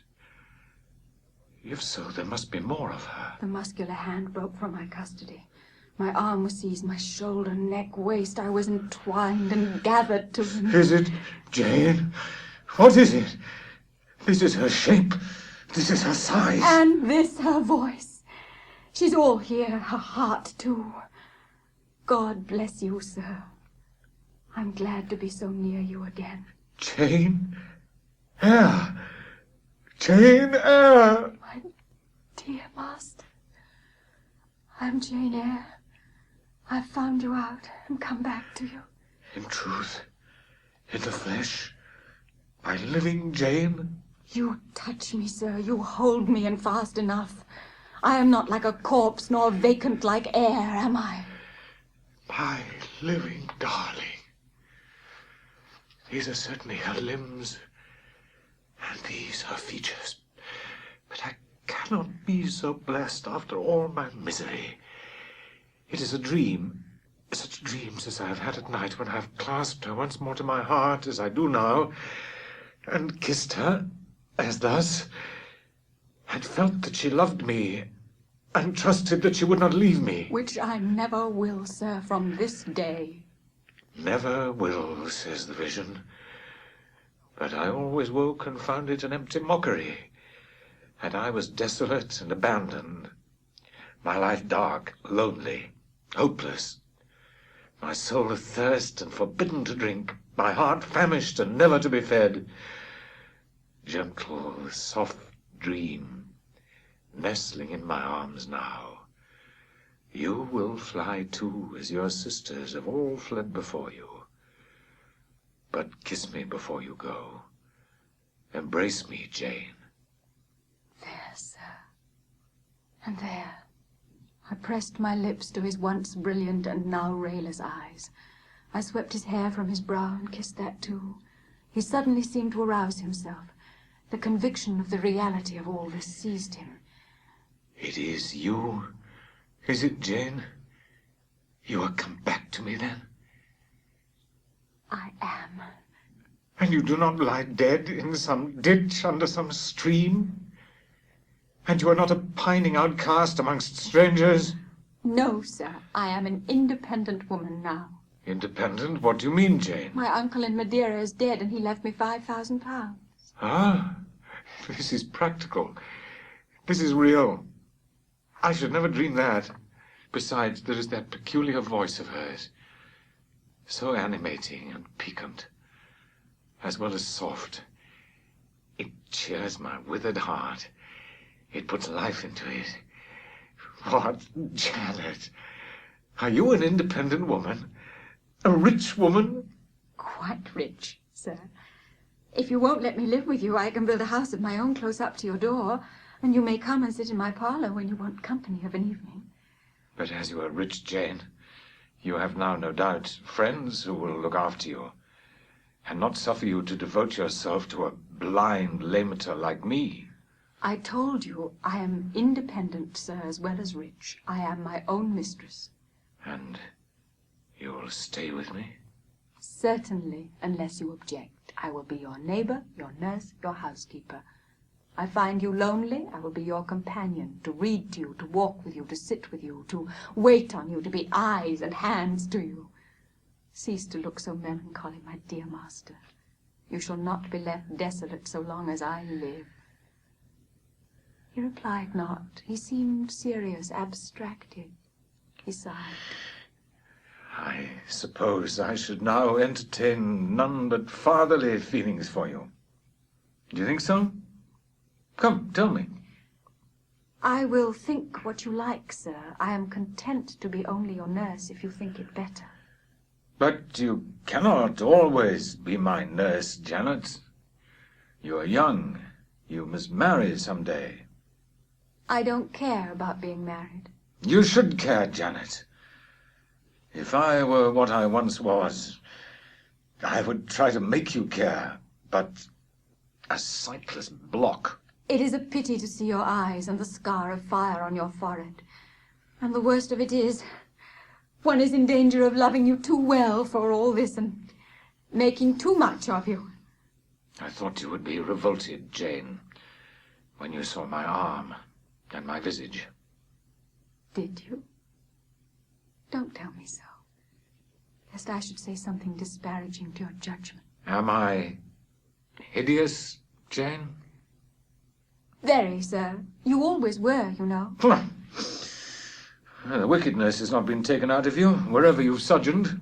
Yet I have been with good people, far better than you, 100 times better people, possessed of ideas and views you never entertained in your life, quite more refined and exalted. Who the deuce have you been with? You mocking changeling, fairy born and human bred. You make me feel as I've not felt these 12 months. There, sir. Now I'll leave you. I have been travelling these last 3 days, and I believe I am tired. Good night. Just one word, Jane. Were there only ladies in the house where you have been? I laughed and made my escape, still laughing, as I ran upstairs. The next morning I led him into some cheerful fields. I sought a seat for him in a hidden and lovely spot, nor did I refuse to let him, when seated, place me on his knee. Why should I, when both he and I were happier near than apart? Urged by him, I began the narrative of my experience for the last year. I proceeded to tell him how I had obtained the office of schoolmistress, etc. Of course, St. John River's name came in frequently in the progress of my tale. When I had done, that name was immediately taken up. You have spoken of him often. Did you like him? He was a very good man, sir. I could not help liking him. His appearance... I forget what description you gave of his appearance. A sort of raw curate. Half strangled with his white neckcloth and stilted up on his thick-soled high-lows, eh? Oh, St. John dresses well. He is a handsome man. Tall, fair, with blue eyes and a Grecian profile. Damn him. Did you like him, Jane? Yes, Mr. Rochester, I liked him. But you asked me that before. Jealousy had got hold of him. She stung him. But the sting was salutary. It gave him respite from the gnawing fang of melancholy. I would not, therefore, immediately charm the snake. You had a little cottage near the school, you say. Did he ever come there to see you? Now and then. And what did you do meantime? I learnt Hindustani at first. He intended me to go with him to India. Here I reach the root of the matter. He wanted you to marry him. He asked me to marry him. That is a fiction, an impudent invention to vex me. I beg your pardon, it is the literal truth. He asked me more than once, and was as stiff about urging his point as ever you could be. Miss Eyre, you can leave me. Why do you remain pertinaciously perched on my knee when I've given you notice to quit? Because I am comfortable here. No, Jane, you're not comfortable there. Because your heart is not with me. It is with this St. John. Go your own way with the husband you've chosen. Oh, who is that? Well, you know, this St. John Rivers. He is not my husband, nor ever will be. He does not love me. I do not love him. He wanted to marry me only because he thought I should make a suitable missionary's wife. He's not like you, sir. I'm not happy at his side, nor near him, nor with him. He has no indulgence for me, no fondness. He sees nothing attractive in me, not even youth, only a few useful mental points. Then I must leave you, sir, to go to him. I shuddered involuntarily and clung instinctively closer to my blind but beloved master. He smiled. What, Jane, is this true? Is such really the state of matters between you and Rivers? Absolutely, sir. Oh, you need not be jealous. I wanted to tease you a little to make you less sad. I thought anger would be better than grief. But if you wish me to love you, could you but see how much I do love you, you would be proud and content. All my heart is yours, sir. It belongs to you. And with you it would remain, were fate to exile the rest of me from your presence forever. Again, as he kissed me, painful thoughts darkened his aspect. I am no better than the old lightning-struck chestnut tree in the Thornfield orchard. And what right would that ruin have to bid a budding woodbine cover its decay with freshness? You are no ruin, sir, no lightning-struck tree. You are green and vigorous. Plants will grow about your roots, whether you ask them or not, because they take delight in your bountiful shadow. And as they grow, they will lean towards you and wind around you, because your strength offers them so safe a prop. You speak of friends, Jane? Yes, of friends, I answered, rather hesitatingly, for I knew I meant more than friends, but could not tell what other word to employ. He helped me. Ah, Jane, but I want a wife. Do you, sir? Yes. Is it news to you? Of course. You said nothing about it before. Is it unwelcome news? That depends on circumstances, sir. On your choice. Which you shall make for me, Jane. I will abide by your decision. Choose then, sir. Her who loves you best. I will at least choose. Her I love best. Jane, will you marry me? Yes, sir. A poor blind man whom you'll have to lead about by the hand? Yes, sir. A crippled man, 20 years older than you, whom you will have to wait on? Yes, sir. Truly, Jane? Most truly, sir. Oh, my darling. God bless and reward you. Jane suits me. Do I suit her? To the finest fibre of my nature, sir. The case being so, we've nothing in the world to wait for. We must be married instantly. Jane, you think me, I dare say, an irreligious dog, but some days since, nay, I can number them, 4. It was last Monday night. A singular mood came over me, one in which grief replaced frenzy. I had long had the impression that since I could nowhere find you, you must be dead. Late that night, perhaps it might be between 11 and 12 o'clock, ere I retired to my dreary rest, I was in my own room, and sitting by the window, which was open, I longed for thee, Janet. Oh, I longed for thee both with soul and flesh. I asked of God, at once in anguish and humility, if I had not been long enough desolate, afflicted, tormented, and might not soon taste bliss and peace once more. And the alpha and omega of my heart's wishes broke involuntarily from my lips in the words, Jane, Jane, Jane. Did you speak these words aloud? I did, Jane. If any listener had heard me, he would have thought me mad. I pronounced them with such frantic energy. And it was last Monday night? Somewhere near midnight? Yes. But the time is of no consequence. What followed is the strange point. As I exclaimed, Jane, Jane, Jane, a voice, I cannot tell whence the voice came, but I know whose voice it was, replied, I am coming. Wait for me. And a moment after went whispering on the wind the words, Where are you? I could have deemed that in some wild, lone scene, I and Jane were meeting. In spirit, I believe we must have met. You, no doubt, were at that hour in unconscious sleep, Jane. Perhaps your soul wandered from its cell to comfort mine, for those were your accents. As certain as I live, they were yours. I listened to Mr. Rochester's narrative, but made no disclosure in return. The coincidence struck me as too awful and inexplicable to be communicated or discussed. If I told anything, my tale would be such as must necessarily make a profound impression on the mind of my hearer, and that mind, yet from its sufferings too prone to gloom, needed not the deeper shade of the supernatural. I kept these things then, and pondered them in my heart.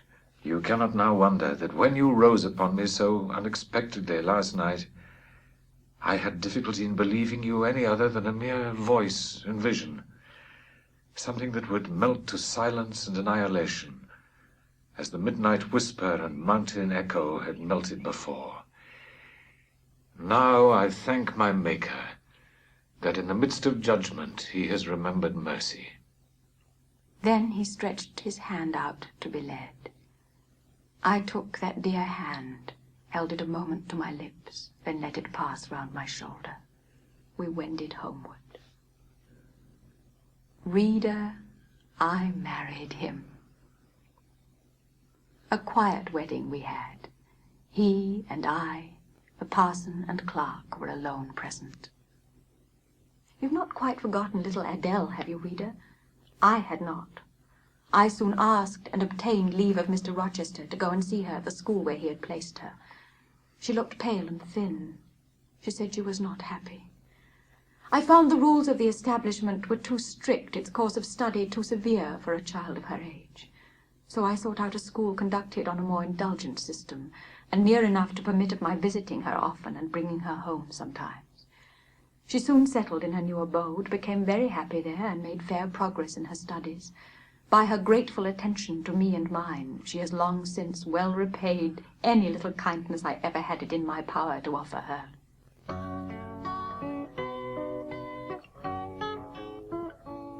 I have now been married 10 years. I know what it is to live entirely for and with what I love best on earth.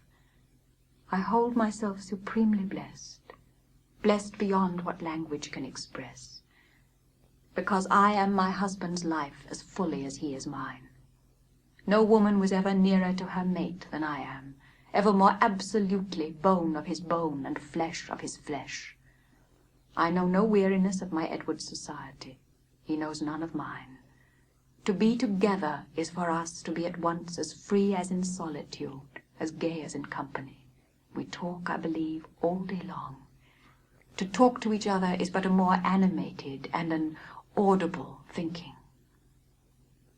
Mr. Rochester continued blind the first 2 years of our union. Perhaps it was that circumstance that drew us so very near, that knit us so very close. For I was then his vision, as I am still his right hand. One morning at the end of the 2 years, he informed me that for some time he had fancied the obscurity clouding one eye was becoming less dense, and that now he was sure of it. He and I went up to London. He had the advice of an eminent oculist, and he eventually recovered the sight of that one eye. When his firstborn was put into his arms, he could see that the boy had inherited his own eyes, as they once were, large, brilliant, and black.